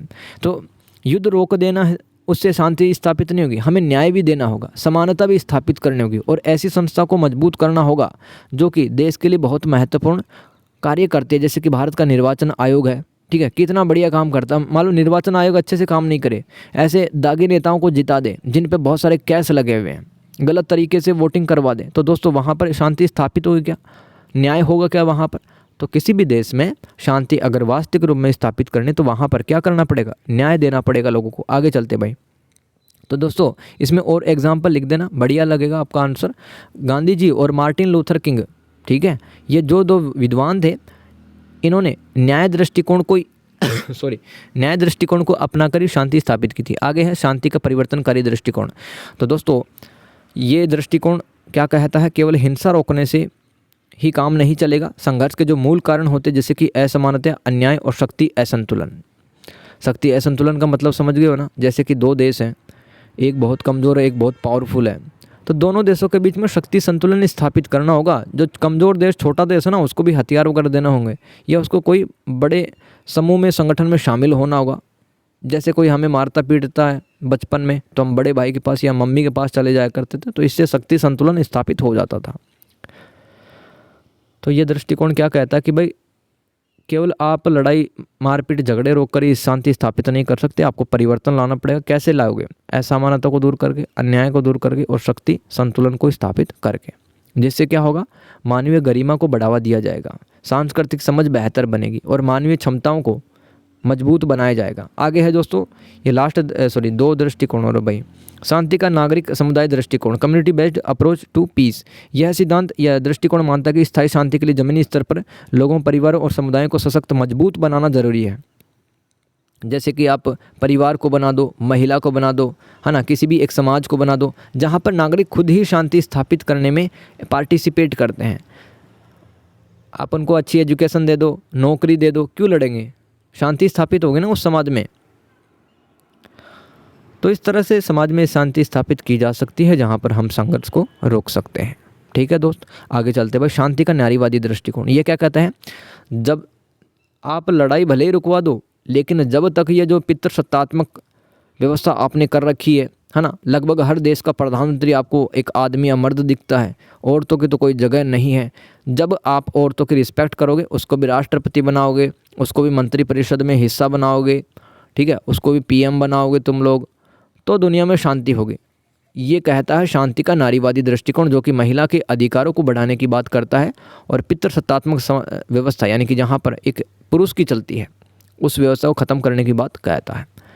तो आगे चलते हैं क्वेश्चन नंबर 10, संघर्ष पश्चात पुनः निर्माण और पुनर्वास पर टिप्पणी लिखें। दोस्तों संघर्ष पश्चात पुनः निर्माण एवं पुनर्वास पर, यानी कि दोस्तों संघर्ष हो गया, दो देशों के बीच में युद्ध हो गया, उसके बाद में पुनः निर्माण यानी कि रिकंस्ट्रक्शन, जैसे कि बम वगैरह गिरा के अब इजराइल ने गाज़ा का क्या हाल कर दिया भाई, ख़त्म ही मिटिया मेट कर दिया। तो वापस से बिल्डिंग बनाएंगे, पार्क बनाएंगे, स्कूल्स बनाएंगे, हॉस्पिटल बनाएंगे, इसे क्या कहते हैं? पुनः निर्माण। और पुनर्वास का मतलब क्या है कि भाई ऐसे लोग जो कि युद्ध में घायल हो गए या जिनके परिवार वाले बिछड़ गए या फिर किसी को मानसिक सदमा लग गया, उसका बहुत ज़्यादा करीबी चला गया, तो ऐसे लोगों को सपोर्ट करना और उनके जीवन में बहाली को वापस लेके आना। यानी कि दोस्तों पहले जैसे लाइफ चल रही थी वैसी लाइफ अब चले, तो वो पुनर्वास कहलाता है, रिहेबिलिटेशन इसको बोलते हैं। संघर्ष के पुनर्निर्माण और पुनर्वास एक जटिल प्रक्रिया जिसका उद्देश्य विनाश के बाद समाज को फिर से बनाना है। पुनर्निर्माण समझ लो भाई, अब मैं फटाफट से रीड करता जाऊँगा नहीं तो वीडियो काफ़ी लंबा हो जाएगा। पहला तो अवसंरचना का निर्माण। अवसंरचना क्या होती है? जैसे कि किसी भी देश में मेट्रो होती है, अस्पताल होते हैं, हाईवे वगैरह होते हैं, स्कूल कॉलेज वगैरह होते हैं, तो टूटी फूट की सड़कें वापस से बना देना, क्योंकि संघर्ष में ये तो टूट जाते हैं सब, है ना। पानी की लाइनें, गैस पाइप लाइनें, इंटरनेट की लाइनें, इनको बना देना, तो ये होता अवसंरचना, है ना। इंफ्रास्ट्रक्चर भी बोलते हैं और आधारभूत ढांचा भी इसको बोलते हैं। इसके अलावा आर्थिक पुनर्निर्माण। संघर्ष के दौरान, युद्धों के दौरान लोग अपनी नौकरियां, काम धंधा खो देते हैं, किसी का बिजनेस खो जाता है, किसी की फैक्ट्री में बम गिर जाते हैं, तो वहाँ पर वापस से वही व्यवस्था शुरू करवाना, संस्थागत पुनर्निर्माण। अब दोस्तों जैसे कि सरकार है, संघर्ष के बाद में अच्छे कानून, नीतियाँ, नियम बनाए लोगों के लिए ताकि कानून की व्यवस्था बनी रहे और सुशासन स्थापित हो सके। आगे है पुनर्वास, रिहेबिलिटेशन। मैंने बता दिया आपको, जैसे कि शरणार्थी और इस विस्थापित लोग जो कि अपना देश छोड़ करके, जहाँ पर दंगे फैल रहे थे, युद्ध वगैरह हो रहे थे, ठीक है, वो अपना देश छोड़कर दूसरी जगह स्थापित हो जाते हैं, ठीक है। यूनाइटेड नेशन भी काम कर रहा है ऐसे लोगों के लिए दोस्तों। तो पुनर्वास में क्या करता है? जितने भी लोग परेशान हुए लोग हैं उनको भोजन, स्वास्थ्य, शिक्षा और सेवा प्रदान करना। आगे है दोस्तों मनोवैज्ञानिक सहायता। संघर्ष से प्रभावित लोग, खासकर बच्चे, महिलाओं उनके मानसिक आघात के लिए परामर्श यानी कि उनको कंसल्ट देना, ठीक है, सहायता प्रदान करना। अब दोस्तों किसी का पिता चले गए, किसी की वाइफ चली गई, तो ऐसे लोग काफ़ी दुखी रहते हैं, ट्रॉमा उनको हो जाता है, तो उनको समझाना, तसल्ली देना, ये भी पुनर्वास में आता है। इसके अलावा दोस्तों जैसे कि सामाजिक सुरक्षा के लिए, है ना, समाज के जो हाशिए पर पड़े लोग हैं, जो वंचित समूह हैं, गरीब लोग हैं, उनके लिए अच्छी नीतियाँ, कानून बनाना, ये सभी किस में लिख सकते हो? पुनर्वास में लिख सकते हो। अब अगला सवाल देखते हैं दोस्तों, बहुत ही बढ़िया सवाल है। इंटरफेथ डायलॉग यानी कि अंतर धार्मिक संवाद का अर्थ और प्रकार बताइए भाई, क्या होता क्या ये? वैसे तो समझ में नहीं आएगा, पढ़ोगे तो ही समझ में आएगा। अंतर धार्मिक संवाद तो मैंने बताया था भाई, एक तो अंतरा होता है। अंतरा मतलब जैसे कि आप अपने मन के अंदर ही सोच रहे हो, है ना, एक व्यक्ति खुद के बारे में अगर उलझा रहे तो उसको अंतरा कहेंगे। या आप ऐसे समझो, एक राज्य की जो समस्याएं हैं वो अंतरा कहलाएंगी, ठीक है। और दो राज्यों के बीच में कोई संघर्ष है तो वो अंतर राज्य संघर्ष कहलाएगा। तो ऐसे ही अंतर धार्मिक का मतलब क्या होगा भाई? दो धर्मों के बीच में भी तो मन मुटाव पैदा हो जाता है, एक धर्म के लोग नफरत भर लेते हैं अपने दिलो दिमाग में, ठीक है। तो इसका डेफिनेशन क्या है दोस्त? यह है विभिन्न धार्मिक और आध्यात्मिक पृष्ठभूमि के व्यक्तियों और समूहों के बीच रचनात्मक, सहयोगात्मक और सम्मानपूर्ण बातचीत है, जिसका लक्ष्य एक दूसरे की बेहतर समझ, साझा मूल्यों की पहचान करना और साझा चिंताओं। जैसे कि दोस्तों दो धर्म के व्यक्ति आपस में मिल रहे हैं, वो बात करते हैं कि देखो दुनिया तो पता नहीं क्या क्या बोलती है, लेकिन आने वाली जो पीढ़ी है, जनरेशन, उनको अपने को ठीक करना है, खुद भी शांति से रहना है अपने को, क्योंकि हाँ अपने को क्या चाहिए? सामाजिक न्याय चाहिए, हमें मानवाधिकार भी चाहिए भाई, है ना। हम एक दूसरे धर्म की बुराई नहीं करेंगे, ना ही तुम मेरी धर्म ग्रंथों की बुराई करना, ना ही मैं तुम्हारे धर्म ग्रंथों की बुराई करूँगा। तो इस तरह से इस तरह से अंतर धार्मिक संवाद के माध्यम से हम क्या कर सकते हैं? विश्वास बना सकते हैं, शांति स्थापित कर सकते हैं। इससे धार्मिक संघर्ष कम होते हैं, आपसी अविश्वास दूर होता है और सद्भाव यानी कि दोस्तों हार्मनी, ठीक है, अच्छी भावना रखते हैं अपन दूसरे धर्म के प्रति, और मित्रता के पुल बनते हैं, और एक दूसरे की परंपराओं के बारे में लोग जान पाते हैं। तो दोस्तों इसके टाइप पढ़ लो आप, अंतर धार्मिक संवाद के टाइप। देखो मुझे तो लगातार बोलना पड़ेगा भाई, ठीक है, पानी पीने का टाइम नहीं है, लेकिन आप है इसको रुक के देख लेना, क्योंकि सारे ही जरूरी सवाल हैं। तो अंतर धार्मिक संवाद का पहला टाइप होगा शैक्षणिक अथवा बौद्धिक संवाद। धार्मिक ग्रंथों, सिद्धांतों, दर्शन, प्रथाओं पर गहन चर्चा और अध्ययन, यानी कि तुम्हारे धर्म के अंदर ये बात लिखी हुई है दोस्त, और इस लाइन का क्या मतलब होगा, है ना। आप सिद्धांतों को लेकर दर्शन यानी कि फिलोसॉफी, जैसे कि आपकी तो भी फिलोसॉफी हो सकती है, जैसे कि मैं दूसरों को धोखा नहीं देता, मैं बहुत अच्छा हूँ, तो आपकी क्या है? ये फिलोसॉफी है। ऐसे ही धर्म के बहुत सारे सिद्धांत होते हैं। एग्जाम्पल देखो, विश्वविद्यालय कक्षाएं यानी कि यूनिवर्सिटी में कक्षाएं लगाकर, सेमिनार लगाकर ये विद्वानों के बीच धार्मिक अवधारणाओं पर बहस। आजकल आप इंटरनेट पे देख ही रहे दोस्तों, एक धर्म का विश्लेषण किया जाने लगा है अब, ठीक है। आगे देखते हैं आध्यात्मिक अथवा भक्ति संवाद, विभिन्न धर्मों की प्रार्थना, ध्यान, पूजा पद्धतियों में भाग लेना और सीखना, है ना। अब अलग अलग धर्म, जैसे कि गुरुद्वारे के अंदर जाकर के आप देख रहे हैं कि वहाँ पर कीर्तन, भजन, नाम जप कैसा हो रहा है, तब आपकी समझ उस धर्म के बारे में ज़्यादा बढ़ती है। अब मंदिर चले जाना, एक धर्म के व्यक्ति का दूसरे की प्रार्थना सभा में शामिल होना, तो ये क्या कहलाएगा? ये कौन सा संवाद है?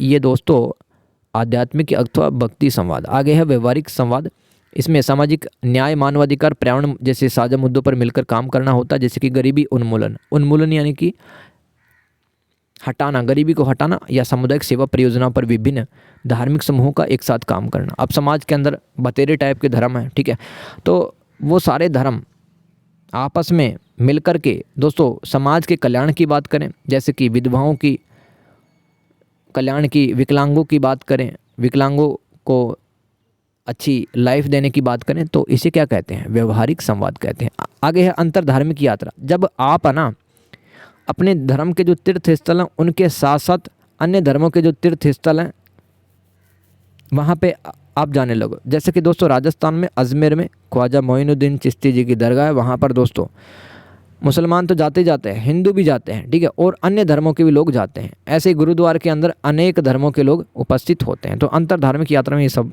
लिख सकते हो। आगे है अनौपचारिक या दैनिक संवाद, जैसे कि पड़ोसियों, सहकर्मी मतलब आपके जो कलीग्स वगैरह होते हैं, साथ में जिनके आप काम करते हैं, या दोस्तों के बीच रोज़मर्रा की बातचीत में धर्म और जीवन के अर्थ पर चर्चा करना, जैसे कि स्कूल या कार्यस्थल पर विभिन्न विश्वासों वाले लोगों के बीच में सामान्य बातचीत, कि मेरे धर्म में ये एक प्रथा है, रीति रिवाज है, ये सिद्धांत है। इस तरह से अगर आप बातचीत करते हो स्कूल के अंदर, कॉलेज के अंदर, ये अनौपचारिक या दैनिक संवाद कहलाता है। तो ये भाई टाइप बता दिए मैंने किसके, अंतर धार्मिक संवाद के, इंटरफेथ डायलॉग के।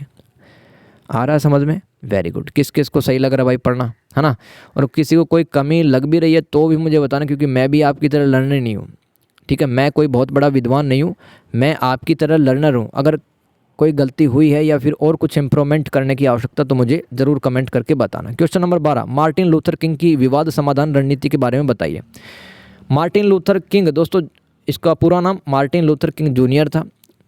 इनके विवाद समाधान रणनीति मुख्य रूप से अहिंसक सविनय अवज्ञा पर आधारित होती थी। यानी कि ये गांधी जी की तरह, यानी गांधी जी से ही इन्होंने मोटिवेशन लिया था कि गांधी जी जिस तरह से भूखे रहते थे, हड़ताल पर रहते थे, हथियार नहीं उठाते थे, अंग्रेज़ों को झुका लेते थे, है ना?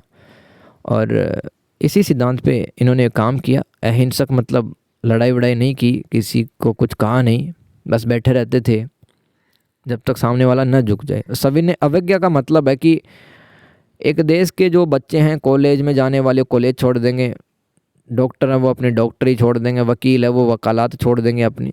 तो ये होती है सविनय अवज्ञा। तो इस पे आधारित ये चलते थे मार्टिन लूथर किंग। देखो, विवाद समाधान रणनीति यानी कि इनके सामने जो भी संघर्ष आ जाता था, जो भी मतलब ऐसा कुछ सिचुएशन आ गई तो उसको कैसे सोल्व करते थे। पहला है अहिंसक प्रत्यक्ष कार्रवाई, अन्याय के प्रति ध्यान आकर्षित करते थे, श्वेत अधिकारियों की बातचीत के लिए मजबूर करना। यानी कि दोस्तों ये जितने भी जो गोरे अधिकारी होते थे, प्रशासनिक अधिकारी, उनको बताने की कोशिश करते थे कि हमारे साथ में अन्याय हो रहा है। इनके तरीके क्या थे? बहिष्कार, जैसे कि मोंटगोमरी बस। अब ये क्या घटनाक्रम था इस पे जाना नहीं है, बहिष्कार करते थे। जैसे कि हम भी तो जो मतलब अनेक उपाधियों का हमने त्याग किया है, जैसे रविंद्रनाथ टैगोर ने अपनी टाइटल उपाधि है वो त्याग कर दिया, किसी राजा ने राय बहादुर जो टाइटल मिला था उसको त्याग कर दिया। ऐसे ही कपड़े वगैरह स्वदेशी अपनाने पे जोर देते थे, विदेशी वस्तुओं का बहिष्कार करते थे। वैसा ही यहाँ पे चल रहा था, धरना मार्च यहाँ पे चल रहा था। और नागरिक अवज्ञा, सिविल डिसओबीडियंस, यानी कि यहाँ के लोगों ने सरकारी नौकरी को छोड़ दिया, बसों स्कूलों में अस्पतालों में जाना ही छोड़ दिया। उदाहरण देखो, बर्मिंघम में उन्होंने कानून और व्यवस्था के पैरोकारों यानी कि जो कानून और व्यवस्था के रखवाले उनके जवाब में सीधे विरोध प्रदर्शन की, यह दर्शाते हुए कि अन्यायपूर्ण कानून तोड़ने के लिए एक नैतिक अनिवार्यता है। तो कुल मिलाकर के ये जो शांति अहिंसक तरीके से संघर्ष समाधान खोजने की कोशिश करते थे। आगे है सविनय अवज्ञा, सिविल डिसओबीडियंस, अन्यायपूर्ण कानूनों को सार्वजनिक रूप से तोड़ना और उसके परिणाम जैसे कि जेल चले जाना स्वीकार करना, ताकि कानून की अवधारणा के प्रति सम्मान दिखाया जा सके और अन्याय की बुराई उजागर हो सके। बर्मिंघम दोस्तों, इनके यहाँ इस जेल से इन्होंने पत्र लिखा। उन्होंने लिखा कि न्याय की धीमी गति मतलब अविश्वसनीय है और समय तटस्थ नहीं है। यानी कि दोस्तों अगर देरी से भी न्याय आपको मिल रहा है, जैसे कि आपको 20 साल बाद में कोर्ट का फैसला है कि आप बाइज्जत बरी हो गए, 20 साल तो हो गए ना बर्बाद, और आपकी जवानी भी हो गई बर्बाद, तो कहते थे कि न्याय है वो समय पे मिलना चाहिए। अगर समय पे नहीं मिल रहा है जस्टिस, तो ये अन्याय को बढ़ावा देता है। आगे चलते गांधी का प्रभाव। तो महात्मा गांधी के सत्याग्रह और अहिंसक प्रतिरोध से प्रेरित होकर मार्टिन लूथर किंग ने आत्मशुद्धि यानी कि अपने विचारों को पवित्र किया और आध्यात्मिक विजय के साधन के रूप में देखा, जिसका लक्ष्य विरोधी को नष्ट करना नहीं बल्कि उसे परिवर्तित करना है। जैसे कि आप अपने दुश्मन को ख़त्म ना करके उसके विचार बदल दो और तब आपसे वो माफ़ी मांग ले, कितनी बड़ी जीत होगी आपकी, है ना? मार पीट करके तो कोई भी मना लेता है, लेकिन उसका दिल जीतो आप। स्वयं को पीड़ा पहुंचाकर सत्य की पुष्टि करना, यानी कि भूख हड़ताल पे काफ़ी दिनों तक भूखे बैठे रहते थे, न कि विरोधी को कष्ट पहुंचाना। तो अंत में क्या होता था, विरोधी झुक जाता था, इनकी बातें मान लेता था। प्रेम और सहानुभूति, ये भी एक तरीका अपनाते थे मार्टिन लूथर किंग संघर्ष को रोकने के लिए, सुलझाने के लिए। लव एंड एम्पैथी, संघर्ष घृणा से नहीं बल्कि प्रेम से होना चाहिए। लक्ष्य विरोधी को ख़त्म नहीं करना बल्कि उसके साथ संबंधों को बदलना, शुद्ध करना। यानी कि दोस्तों आपको अगर किसी से नफरत करनी है ना, तो उसके बुराई से करो, आप उस व्यक्ति से मत करो आप कि वो व्यक्ति बुरा है, नहीं, वो व्यक्ति अच्छा ही है, क्योंकि मानव है, वो स्वभाव से काइंड होता है, दयालु होता है, परिस्थितियाँ उसको बुरा बना देती हैं, तो आप उसकी बुराई से नफरत करो, ना कि उस व्यक्ति से। यही कहते थे मार्टिन लूथर किंग। हमला करने के बजाय उसको बदलना है। किंग का मानना था कि अहिंसक प्रतिरोध विरोधियों को समाप्त नहीं करते। यानी कि दोस्तों मान लो भूखे बैठे हुए हैं, है ना, हथियार नहीं उठा रहे, तो इनका अहिंसक प्रतिरोध था। तो ये विरोधियों को ख़त्म नहीं करता बल्कि उनके दिल को बदल देता है, जिससे कि दोनों पक्षों को न्याय मिल जाता है। नैतिक और आध्यात्मिक सुधार। न्याय की अवधारणा क्या थी? मार्टिन लूथर किंग के लिए किसी भी जगह का अन्याय हर जगह के न्याय के लिए खतरा है। यानी कि एक देश में एक इलाके पर अगर अन्याय हो रहा हो, पूरे देश के लिए वो खतरा है। वे मानते थे स्वतंत्रता उत्पीड़क द्वारा स्वेच्छा से नहीं दी जाती बल्कि उत्पीड़ितों द्वारा मांगी जाती है। कभी भी फ्रीडम है ना, शासन करने वाला कभी फ्रीडम नहीं देता। जैसे कि अंग्रेज लोग भारत पे शासन किए, अपनी इच्छा से थोड़ी गए, वो कुछ परिस्थिति पैदा हुई ना। तो जितने भी उत्पीड़ित यानी कि परेशान लोग जिनका शोषण किया गया, उनके द्वारा पहले मांगी जाती है स्वतंत्रता, फिर मिलती है। ऐसे ही फ्री में नहीं मिलता कुछ भी। तो भविष्य के लिए एक सकारात्मक दृष्टिकोण प्रस्तुत किया मार्टिन लूथर किंग ने, जहाँ सभी के हितों की रक्षा हो, सभी के इंटरेस्ट पूरे हों। क्वेश्चन नंबर 13, गांधी जी का अहिंसा दृष्टिकोण बताइए दोस्तों। गांधी जी का अहिंसा दृष्टिकोण। गांधी जी अहिंसा दृष्टिकोण सिर्फ हिंसा से बचना नहीं बल्कि एक सक्रिय प्रेम आधारित शक्ति है जिसका लक्ष्य विरोधी को बदलना है, मिटाना नहीं है। तो वही बातें जो मार्टिन लूथर किंग वाली क्वेश्चन में लिखी है कि गांधी जी हैं अनेक समस्याओं का समाधान, यहाँ तक कि अंग्रेज़ों का जो विरोध करना है वो कैसे करते थे? अहिंसा, नॉन वायलेंस के माध्यम से करते थे। मतलब प्रेम आधारित उनकी शक्ति होती थी कि दुश्मन के दिल में प्रेम जगा देना, खुद के दिल में तो प्रेम पहले से ही जगा हुआ है। तो विरोधी को मिटाना ना, ख़त्म करना नहीं है, उसका दिल बदल देना है। सक्रिय शक्ति का मतलब क्या? गांधी जी के लिए अहिंसा केवल नकारात्मक नहीं होती, यानी कि केवल हिंसा आप नहीं करें यही कोई सक्रिय शक्ति नहीं होती है, बल्कि आपको अपने अंदर एक सकारात्मक बल लाना पड़ेगा। कैसे लाओगे? प्रेम, दया और सच्चाई के रूप में, तभी तो आप अन्याय को ख़त्म कर पाओगे। तो गांधी जी कहते थे कि आपको हिंसा तो करनी नहीं है, इसके अलावा दोस्तों आप क्या करेंगे? प्रेम, दया और सच्चाई का साथ देंगे और तभी अन्याय को ख़त्म कर पाएंगे। गांधी जी के जो अहिंसा दृष्टिकोण है उसके अंदर मन, वचन, कर्म की शुद्धि बताई गई। इसका मतलब है कि मन में बुरे विचार न लाना, कटु वचन यानी कि कड़वे वचन न बोलना और किसी को शारीरिक रूप से चोट नहीं पहुंचाना। ये आंतरिक शुद्धि पर जोर देती है। सत्याग्रह का आधार। अहिंसा सत्याग्रह, देखो जो अहिंसा है, नॉन वायलेंस का जो दृष्टिकोण था, यह सत्याग्रह पर टिका हुआ था। सत्याग्रह क्या है? सच पे अड़े रहना। इसमें सत्य को हथियार बनाकर बिना हिंसा के अन्याय का विरोध किया जाता था, जिसमें आम त्याग और धैर्य शामिल था। वीरों का गुण। गांधी जी ने स्पष्ट किया कि अहिंसा कायरों का नहीं बल्कि साहसी और बलवान व्यक्ति का गुण है, जो कि हर दुख सहने की क्षमता रखते हैं। अब जैसे कि कोई है आपको थप्पड़ मार दे एक गाल पे, तो उसको मारोगे ना आप, लेकिन मान लो आप इतना सहज आओ कि सामने वाले का दिल पिघल जाए, यार कैसा बंदा है। तो जो दुख सहता है वो कायर नहीं होता, वो तो बहुत वीर पुरुष होता है, ये गांधी जी कहा करते थे। इसके अलावा दूसरे प्राणी मात्र के प्रति प्रेम और करुणा रखा करते थे, और जिससे कि जो दुश्मन है वो भी बदल जाता था। इसके अलावा दोस्तों आत्मिक शक्ति आपको कहाँ से मिलेगी? आपकी आत्मा मजबूत कहाँ से होगी? जब आप अपने धर्म की किताबें, अन्य धर्म की किताबें पढ़ोगे, अच्छी अच्छी बुक्स पढ़ोगे, तब आपकी स्पिरिचुअल जो पावर है वो डेवलप होंगी। ईश्वर के साथ, भगवान खुदा के साथ आप जुड़ पाएंगे। ठीक है, तो अहिंसा के दृष्टिकोण में ये आध्यात्मिक आधार भी था कि भाई गांधी जी वो आत्मा की शुद्धि पर, आत्मिक शक्ति पर को बढ़ाने के लिए सपोर्ट किया करते थे। आगे है सामाजिक परिवर्तन। अहिंसा के माध्यम से सामाजिक और राजनीतिक अन्याय से लड़ा जा सकता है। अहिंसा यानी कि लड़ाई न करके सामाजिक और राजनीतिक अन्याय से लड़ा जा सकता है, जैसे असहयोग और सविनय अवज्ञा आंदोलन में देखा गया था। अब लास्ट सवाल देखते हैं दोस्तों। कुछ सवाल ऐसे आते हैं कि टिप्पणी लिखना होता है आपको, तो ये लास्ट सवाल है मेरी तरफ से, और लगभग 1.5 घंटे की तो हो ही जाएगी यार वीडियो, तो धीरे धीरे करके देख लेना। लेकिन दोस्तों आपको खुद ही लग रहा होगा कि मैंने किस तरह से एक्सप्लेन किया है ना। और किताब पढ़ेंगे तो आपको कितनी बातें समझ में आती हैं, आप जाके थोड़ा तसल्ली मिल रही होगी कि मैं पास हो सकता हूँ या हो सकती हूँ। ज़रूर लिखना यार, कमेंट करके किस किस को ऐसा लग रहा है। दक्षिण एशिया यानी कि दोस्तों भारत, पाकिस्तान, चाइना, बांग्लादेश, मालदीव, अफ़गानिस्तान, नेपाल, भूटान, ये देश हैं वो दक्षिण एशिया के देश कहलाते हैं। तो यहाँ पे संघर्षों की प्रकृति यानी कि क्या क्या विवाद, कॉन्फ्लिक्ट देखने के लिए यहाँ में मिल रहे हैं। पहला है अंतर्राज्यीय सीमा विवाद। दोस्तों जैसे कि जो चाइना है वो हमारे उत्तराखंड है, और हमारे प्यारे देश के अरुणाचल और इसके अलावा लद्दाख, इन क्षेत्रों के जो सीमा है वो उस पर कब्जा करने की चाइना कोशिश करता है। सीमा विवाद चल ही रहा है, जैसे कि भारत पाकिस्तान और चीन भारत में भी चल रहा है। और इसके अलावा औपनिवेशिक विरासत, ब्रिटिश काल में भी कई रेखाएं खींची गई जो आज तनाव का कारण है, जैसे कि लाइन ऑफ कंट्रोल है, लाइन ऑफ एक्चुअल कंट्रोल है, line of control, line of actual control, और मैकमोहन रेखा और रेड क्लिफ लाइन, पता है ना किन किन देशों के बीच में है? कमेंट करना रेड क्लिफ लाइन किन देशों के बीच में, किन दो देशों के बीच में। तो अंग्रेज़ों ने कुछ रेखाएं खींची थी देशों के बीच में, तो उन रेखाओं को कुछ देश मानते हैं, कुछ देश नहीं मानते हैं, खासकर दक्षिण एशिया में। आंतरिक जातीय और धार्मिक संघर्ष, दोस्तों आज जैसे कि श्रीलंका में सिंगली तमिल संघर्ष हुआ था, यानी कि भारतीय मूल के जो तमिल लोग हैं वो कहाँ रहते हैं? श्रीलंका के ऊपरी हिस्से में, उत्तरी ज़िले में रहते हैं। वापस से सुना, भारत में तमिलनाडु राज्य में जो तमिल समुदाय के लोग रहते हैं वो कहाँ रहते हैं? वो श्रीलंका के उत्तरी हिस्से में, नॉर्दर्न साइड रहते हैं, सबसे ऊपर ही ऊपर।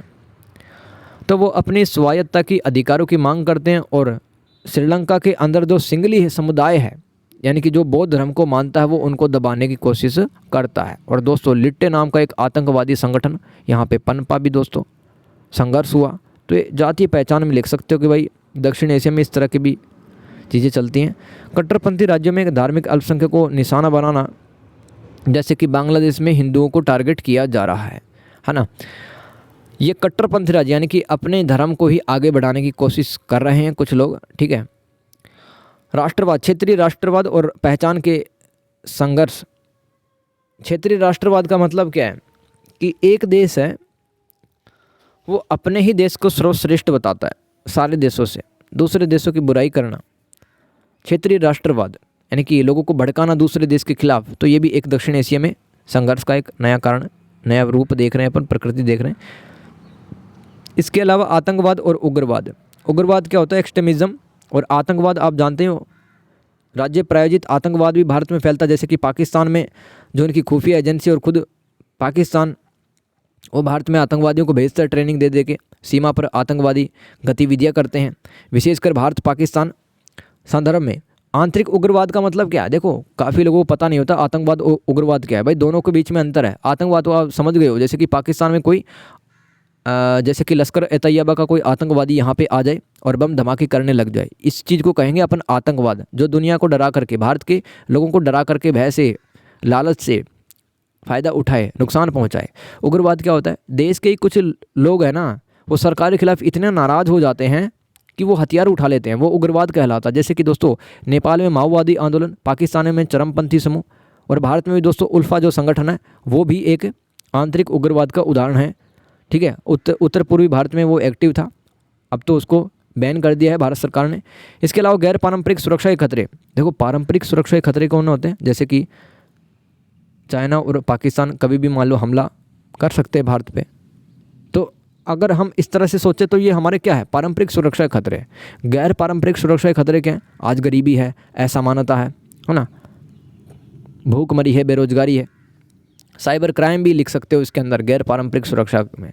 नक्सलवाद भी लिख सकते हो और आतंकवाद भी लिख सकते हो भाई।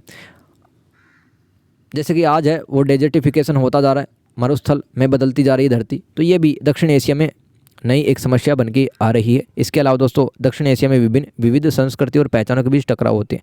इसके अलावा दोस्तों बाहरी शक्तियों का हस्तक्षेप, जैसे कि भारत, चीन और बांग्लादेश की जो राजनीति है उसमें जो बड़े प्लेयर्स हैं, बिग प्लेयर्स हैं इस गेम के, इस खेल के, जैसे कि इंग्लैंड है, अमेरिका है, फ्रांस है, ये दखल अंदाजी करते हैं। तो बाहरी शक्तियों का काफ़ी ज़्यादा हस्तक्षेप है, वो हमें दक्षिण एशिया में देखने के लिए मिलता है। इसके अलावा दोस्तों परमाणु हथियारों की मौजूदगी, जैसे कि भारत के पास में, पाकिस्तान के पास में और चाइना के पास में क्या है? एटॉमिक बॉम्ब है, परमाणु हथियार है, जो कि नागरिकों को डराता रहता है कई बार तो, क्योंकि परमाणु हथियार आपको पता है हिरोशिमा और नागासाकी में क्या हुआ था सन 1945 में। आगे चलते हैं संघर्ष समाधान और संघर्ष प्रबंधन। दोस्तों संघर्ष समाधान क्या होता है? Conflict resolution. तो इसका लक्ष्य क्या होता है? संघर्ष को पूरी तरह से खत्म करना और एक स्थायी समझौता प्रदान करना। इसका फोकस क्या होता है? विशिष्ट मुद्दे, जैसे कि दो व्यक्तियों के बीच में मतभेद को सुलझाना। इसकी प्रोसेस क्या होती है संघर्ष समाधान की? मध्यस्थता, यानी कि मान लो कोई मीडिएटर है, वो बात करवा देता है, दोनों पक्षों के बीच में सहमति बन जाती है। उदाहरण के लिए किसी बैठक में गलतफहमी को सुलझाना या दो विभागों के बीच एक विशेष विवाद को निपटाना। आगे चलते हैं संघर्ष समाधान, कॉन्फ्लिक्ट मैनेजमेंट। तो जैसे कि इसका लक्ष्य क्या होता है? संघर्ष को रचनात्मक रूप से संभालना, क्रिएटिव वे से। कोई भी दिक्कत हो सकती है किसी कंपनी में, किसी देश में, तो संघर्ष को क्रिएटिव वे में संभालना, उसे बढ़ने से रोकना और रिश्तों को बनाए रखना। लगातार होने वाले मुद्दे, अब इसका फोकस क्या होता है, जितने भी मुद्दे लगातार होते रहते हैं और रिश्तों में आने वाली चुनौतियां उस पर ध्यान दिया जाता है। इसकी प्रोसेस क्या होती है, खुले संचार को प्रोत्साहित करना, कि मतलब मान लो दो देशों के बीच में आपस में बनती नहीं है ना, आने वाले टाइम पे युद्ध हो सकता है, तो उन दोनों देशों को एक रूम में बुला करके उनके जो पीएम हैं या राष्ट्रपति हैं तो उनमें बातचीत करवा देना, आत्म जागरूकता विकसित करना, ये इसकी प्रोसेस होता है। उदाहरण देखो भाई, कार्यस्थल यानी कि जहाँ पे आप प्राइवेट कंपनी मान लो काम करते हो, कहीं पे वर्क प्लेस ऑफिस है, वहाँ पे उत्पादकता कम होने वाले बार बार होने वाले मतभेदों से निपटने, नेतृत्व कौशल विकसित करना ताकि भविष्य के संघर्षों को टाला जा सके। तो दोस्तों इस लाइन का मतलब क्या, जैसे कि मान लो आपके बॉस ने कहा कि हिंदी टाइपिंग वाला तुम्हें काम मिलेगा अगले सप्ताह तक, तो आपने सोचा हिंदी टाइपिंग तो आती नहीं मुझे, मैं तो कंपनी से निकाल दी जाऊंगी, तो मैं क्या करूं, मैं हिंदी टाइपिंग सीखूं ताकि आने वाले संघर्षों से मैं निपट सकूं। तो इस तरह से संघर्ष का मैनेजमेंट किया जा सकता है। आगे चलते हैं, नेल्सन मंडेला, कौन नहीं जानता भाई। नेल्सन मंडेला दक्षिण भारत के पहले अश्वेत राष्ट्रपति और रंगभेद विरोधी आंदोलन के प्रतीक थे। दक्षिण अफ्रीका में भी काफ़ी काला गोरा चलता था, ठीक है, स्पेशली भारतीयों के साथ में तो काफ़ी ज़्यादा चलता हुआ, जिन्होंने समानता और न्याय के लिए अपना जीवन समर्पित कर दिया। उन्होंने अफ्रीकी नेशनल कांग्रेस, ये एक पार्टी थी ANC, के साथ मिलकर रंगभेद के खिलाफ लड़ाई लड़ी, जिसके कारण 27 साल तक दोस्तों जेल में बिताने पड़े। सोचो 27 साल तक वो जेल में रहे, फिर भी वो लड़ाई लड़ते रहे। 1990 में रिहाई के बाद वे देश के पहले लोकतांत्रिक राष्ट्रपति बने।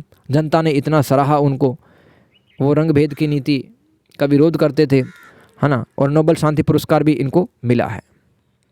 संघर्ष समाधान करने की इनकी प्रमुख तकनीकें देखो, पहला तो अहिंसक विरोध और सक्रियता, यानी कि शुरुआत में जो नेल्सन मंडेला जी थे, उन्होंने नस्लवादी कानूनों के खिलाफ शांतिपूर्ण प्रदर्शनों और ANC जैसे कि अफ्रीकन नेशनल कांग्रेस के माध्यम से संगठित विरोध का प्रदर्शन किया था। शुरुआत के अंदर तो बिल्कुल शांत थे, केवल धरना प्रदर्शन कर रहे थे अपने पार्टी ANC के साथ मिलकर के। इसके अलावा दोस्तों जब सरकार ने बात नहीं मानी, रंगभेद की नीति है वो वापस से नहीं ली, तो ANC के गुप्त सैन्य विंग का गठन किया गया, जिसने तोड़फोड़ जैसी रणनीति अपनाई, लेकिन उनका लक्ष्य हिंसा नहीं बल्कि अन्यायपूर्ण व्यवस्था को चुनौती देना था। जैसे कि भगत सिंह ने असेंबली के अंदर बम फेंका था, तो इनका लक्ष्य ये थोड़ी था कि जो वहाँ लोग बैठे हुए हैं उनको नुकसान पहुँचाना। अगर ऐसा हो तो उन लोगों पर बम फेंकते ना, ताकि अंग्रेज़ों के जो बहरे कान हो गए हैं, अंग्रेज़ों ने जो अनार्की फैला रखी है यहाँ पर, जो अस्त व्यवस्था का माहौल फैला रखा है, वो ख़त्म हो। जेल में रहकर के नेल्सन मंडेला 27 साल की कैद के दौरान उन्होंने धैर्य, अनुशासन और विरोधियों को समझने की क्षमता विकसित की, जिससे वे एक कुशल वार्ताकार बन पाए। ये संघर्ष समाधान की रणनीति है भाई, किस तरह से प्रॉब्लम्स को, कॉन्फ्लिक्ट को समझते थे, सोल्व करते थे। जेल में रहते उन्होंने अपने श्वेत कैदियों से दोस्ती की, जिससे उन्हें सरकार के साथ बातचीत करने में और दोनों पक्षों के लिए जीत की स्थिति सुनिश्चित करने में मदद मिली। समझौता और सुलह, रिहाई के बाद उन्होंने बदला लेने की बजाय सभी दक्षिण अफ्रीकी लोगों, चाहे वो सफ़ेद हो, ठीक है, श्वेत हो या फिर असवेत हो, उनके साथ साझा भविष्य बनाने पर ध्यान केंद्रित किया और राष्ट्रीय एकता के लिए भी काम किया था। आगे चलते मानवाधिकार पर जोर दिया मंडेला जी ने, ताकि वो लोकतांत्रिक समाज बन जाए दक्षिण अफ्रीका का। आगे चलते हैं कोरिया संकट। भाई कितने सवाल और बाकी रह गए, हाँ भाई 2 सवाल और बाकी है। कोरिया संकट क्या था, देखो कोरिया, आज तो अपन 2 देश देखते हैं यहाँ पे, एक तो उत्तरी कोरिया जहाँ पे किम जोंग उन है, ठीक है, और दूसरा है दक्षिणी कोरिया। तो कोरिया संकट मुख्य रूप से 1950 और 1953 का कोरिया युद्ध है, जो शीत युद्ध के दौरान साम्यवाद उत्तरी कोरिया, यानी कि देखो कोरिया संयुक्त कोरिया था पहले, अलग अलग नहीं था, उत्तरी कोरिया और दक्षिण कोरिया। उत्तरी कोरिया वाले हिस्से पर साम्यवाद का असर था। साम्यवाद एक प्रकार की सोच थी, समाजवाद इसको कहते हैं, जिसको कौन लीड कर रहा था, जिसका नेतृत्व है सोवियत संघ कर रहा था और चाइना भी साथ दे रहा था। तो कोरिया के उत्तरी हिस्से में साम्यवाद फैल रहा था, वहाँ पे सब कुछ चीज़ें हैं USSR देखता था, और पूंजीवाद को फैलाने के लिए दोस्तों दक्षिण कोरिया में, यानी कि कोरिया का जो दक्षिणतम हिस्सा है, वहाँ पर अमेरिका सपोर्ट करता था। तो इन दोनों के बीच में युद्ध हुआ, उत्तरी कोरिया और दक्षिण कोरिया के बीच में। द्वितीय विश्व युद्ध के अंत में जापान के कब्जे से मुक्त होने के बाद संयुक्त कोरिया के उत्तरी हिस्से पर सोवियत संघ का तथा कोरिया के दक्षिणी हिस्से पर अमेरिका का विचारधारा का कब्जा हो गया था। कुल मिला के अमेरिका यहाँ पे अपने सैनिक वगैरह भेजता रहता था, लोगों की हेल्प करता था, पैसे वगैरह देता था। 25 जून 1950 को किम इल सुंग के नेतृत्व में उत्तरी कोरिया ने 38वें समानांतर को पार कर, एक प्रकार की रेखा थी, एक प्रकार की लाइन थी कि इसके बाद में दक्षिणी कोरिया स्टार्ट हो जाएगा, उस लाइन को पार कर दिया और दक्षिणी कोरिया पे हमला भी कर दिया 50 में। किम इल सुंग ये उत्तरी कोरिया के नेता थे भाई। अमेरिका ने संयुक्त राष्ट्र में एक प्रस्ताव पारित किया जिसके बाद अमेरिका और 15 अन्य देशों की सेनाएं दक्षिण कोरिया की मदद के लिए पहुंच गई। यानी कि दोस्तों दक्षिणी कोरिया में पूंजीवाद को कोई खतरा ना हो, क्योंकि पूरी दुनिया के अंदर पूंजीवाद कैपिटलिस्ट सोच फैलाना चाहता था, सबसे बड़ा नेता था अमेरिका। तो अमेरिका 15 देशों की सेनाएं लेकर वहाँ पहुँच गया, जिससे कि युद्ध का रुख बदल गया। ऐसा लग रहा था पहले कि उत्तरी कोरिया जीत लेगा, दक्षिणी कोरिया को हरा देगा, मिटियामेट कर देगा, लेकिन बाद में 15 देशों की सेनाओं के साथ में अमेरिका पहुंच गया था दक्षिणी कोरिया की हेल्प करने के लिए, और उत्तरी कोरिया की जो सेना वो पीछे हट गई। चीनी हस्तक्षेप यानी कि चाइना ने भी पार्टिसिपेट किया यहाँ पे। नवंबर 1950 में चीन की पीपुल्स वॉलंटियर आर्मी PVA, ये चाइना की आर्मी थी पहले, युद्ध में शामिल हो गई, जिसने संयुक्त राष्ट्र UN के बलों को भी पीछे धकेल दिया और सियोल पर फिर से कब्जा कर लिया था। 1951 के मध्य तक लड़ाई 38वें समानांतर के आसपास रुक गई। यानी कि जो रेखा थी 38वें समानांतर जो उत्तरी कोरिया और दक्षिण कोरिया को अलग करती थी, यहाँ पर सैनिक है वो डट गए। दोनों पक्ष हैं वो गतिरोध में फंस गए कि भाई लड़ाई कंटिन्यू रखें या रुक जाएं। छोटी मोटी लड़ाई होती रहती थी। युद्ध विराम 27 जुलाई 1953 को हो गया। लेकिन दोस्तों आज भी है, संबंध खराब हैं उत्तरी कोरिया और दक्षिणी कोरिया का, कोई स्थायी संधि यहाँ पर शांति संधि नहीं हो पाई है। आगे दोस्तों फिलिस्तीन संघर्ष। अब वाकिफ़ होंगे फिलिस्तीन संघर्ष से, मैं एक बार अपनी तरफ से और बता देता हूँ यार, है ना, आप तो काफ़ी टैलेंटेड हो। फिलिस्तीन संघर्ष इजराइल फिलिस्तीन के बीच में संघर्ष की जो नींव है दोस्तों 1917 में रखी गई थी, जब एक ब्रिटिश विदेश सचिव आर्थर जेम्स बल्फोर ने बल्फोर घोषणा के तहत फिलिस्तीन में यहूदियों के लिए नेशनल होम हेतु ब्रिटेन का आधिकारिक समर्थन व्यक्त कर दिया था। यानी कि दोस्तों 1917 में क्या हुआ था, जो बल्फोर नाम का एक इंसान था, विदेश सचिव था, वो उसने क्या किया कि उसने कहा कि भाई फिलिस्तीन में क्या बनेगा, नेशनल होम बनेगा, जहाँ पर यहूदी अपनी प्रार्थनाएं वगैरह कर सकते हैं धर्म की। तो ब्रिटेन ने सपोर्ट किया कि भाई अब तो नेशनल होम बन रहा है यहूदियों के लिए, क्योंकि आप जानते हैं कि जो हिटलर था, नाजी पार्टी से संबंध रखता था, हिटलर तानाशाह था, उसने यहूदियों लाखों यहूदियों को मौत के घाट उतार दिया था। तो इसलिए यहूदी हैं वो भाग करके फिर यहाँ आ गए इस वाले फिलिस्तीन वाले हिस्से पर। तो फिर अंग्रेज़ों ने भी सपोर्ट किया, क्योंकि दोस्तों जो यहूदी थे उन्होंने फर्स्ट वर्ल्ड वॉर में साथ दिया था, किसका, इंग्लैंड का। तो इंग्लैंड ने कहा कि भाई फिलिस्तीन में क्या बनेगा तुम्हारे लिए, नेशनल होम बनेगा, जहाँ पे तुम रह सकते हो और तुम प्रार्थना वगैरह भी कर सकते हो। फिलिस्तीन का निर्माण भी हुआ। अरब और यहूदी हिंसा को रोकने में असमर्थ ब्रिटेन ने वर्ष 1948 में फिलिस्तीन से अपनी सेनाएं वापस बुला ली और प्रतिस्पर्धी दावों को निपटान करने की जिम्मेदारी नवनिर्मित संयुक्त राष्ट्र पर छोड़ दी। अब देखो ये जो ब्रिटेन था ना भाई, सेकंड वर्ल्ड वॉर में है ना, इसकी हालत खस्ता हो गई थी, इसके पास पैसे वगैरह भी नहीं बचे, इसके जो उपनिवेश थे वो आज़ाद होने लग गए, वहाँ पे राष्ट्रीय आंदोलन चले, जैसे कि अफ्रीका और एशिया के काफ़ी देश आज़ाद हो गए, किससे, ब्रिटेन से। तो ब्रिटेन ने कहा भाई मेरे बस की भी बात नहीं 1948 में। तो फिर ब्रिटेन ने कहा कि भाई संयुक्त राष्ट्र ही देखेगा जो भी कुछ होना है, क्योंकि ये फिलिस्तीन इजराइल है, ये तो आपस में लड़ते रहेंगे। संयुक्त राष्ट्र ने फिलिस्तीन में स्वतंत्र यहूदी और अरब राज्य के निर्माण के लिए एक विभाजन योजना प्रस्तुत की, जिसे अधिकांश अरब देशों ने अस्वीकार कर दिया। यानी कि दोस्तों कुछ हिस्सा है वो यहूदियों को मिलेगा और यहाँ पर स्वतंत्र इजराइल देश का निर्माण होगा। तो इस योजना को किसने अस्वीकार कर दिया, अरब के देशों ने, यानी कि Saudi Arab, Iran, Qatar, Bahrain, Jordan, Lebanon, इन्होंने कहा कि भाई नहीं, तुम ज़्यादा एरिया दे रहे हो इजराइल को, ये सही नहीं है। तो अरब इजराइल युद्ध होता है दोस्तों 1948 में। वर्ष 1948 में इजराइल की स्वतंत्रता की यहूदी घोषणा के बाद से पड़ोसी अरब राज्यों ने इजराइल पर आक्रमण शुरू कर दिया। इन युद्धों के अंत में इजराइल ने संयुक्त राष्ट्र की विभाजन योजना की अपेक्षा लगभग 50% से भी अधिक क्षेत्रफल पर अपना कंट्रोल कर लिया। यानी कि मान लो संयुक्त राष्ट्र ने कहा था कि भाई 50 बीघा तुम्हारा होगा यहाँ पे, लेकिन उससे भी कहीं ज़्यादा इलाकों पर कंट्रोल कर लिया इजराइल ने। कब, 1948 में, जब अरब देशों के साथ में इसका युद्ध हुआ। इसके अलावा 1967 में भिड़ गया इजराइल इन अरब देशों के साथ में। तो इजरायली सेना ने सीरिया से गोलान हाइट्स ले ली, सीरिया देश से गोलान हाइट्स ले ली, जॉर्डन से वेस्ट बैंक ले लिया और पूर्वी यरूशलेम भी ले लिया, और मिस्र के सीनियाई प्रायद्वीप और गाजा पट्टी पर भी अपना कब्जा इजराइल ने कर लिया है। तो देखो लगातार अभी भी संघर्ष बना हुआ है। आप जानते हैं 7 अक्टूबर 2023 को आतंकवादी समूह हमास ने इजरायली इतिहास का सबसे घातक हमला किया था। फिर इजराइल भी रिटेलिएट कर रहा है, इजराइल भी लगातार हमला कर रहा है। तो अभी भी ये चल रहा है। देखो कहाँ से कहानी स्टार्ट हो भाई, 1917, कितने साल हो गए आज, लगभग 100 साल से भी ज़्यादा टाइम है वो बीत चुका है। लेकिन जो लड़ाई है फिलिस्तीन और इजराइल के बीच में वो रुकने का नाम नहीं ले रहे। तो दोस्तों मेरी तरफ से यहीं तक रखेंगे अपन, 1.5 घंटे की ऑलरेडी क्लास हो चुकी है दोस्तों, है ना। तो इसी वीडियो को आप बार बार देखो और समझ गए हो कि इस किताब के अंदर दोस्तों आपको संघर्ष के बारे में, शांति के बारे में बताया गया है ना। तो ये याद रखना है अपने को, दृष्टिकोण याद रखना है, संघर्ष किसे कहते हैं वो याद रखना। Thank you so much.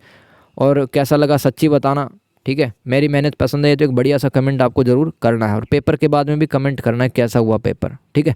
चलो अपना ध्यान रखो, खुश रखो, टेक केयर, बाय बाय।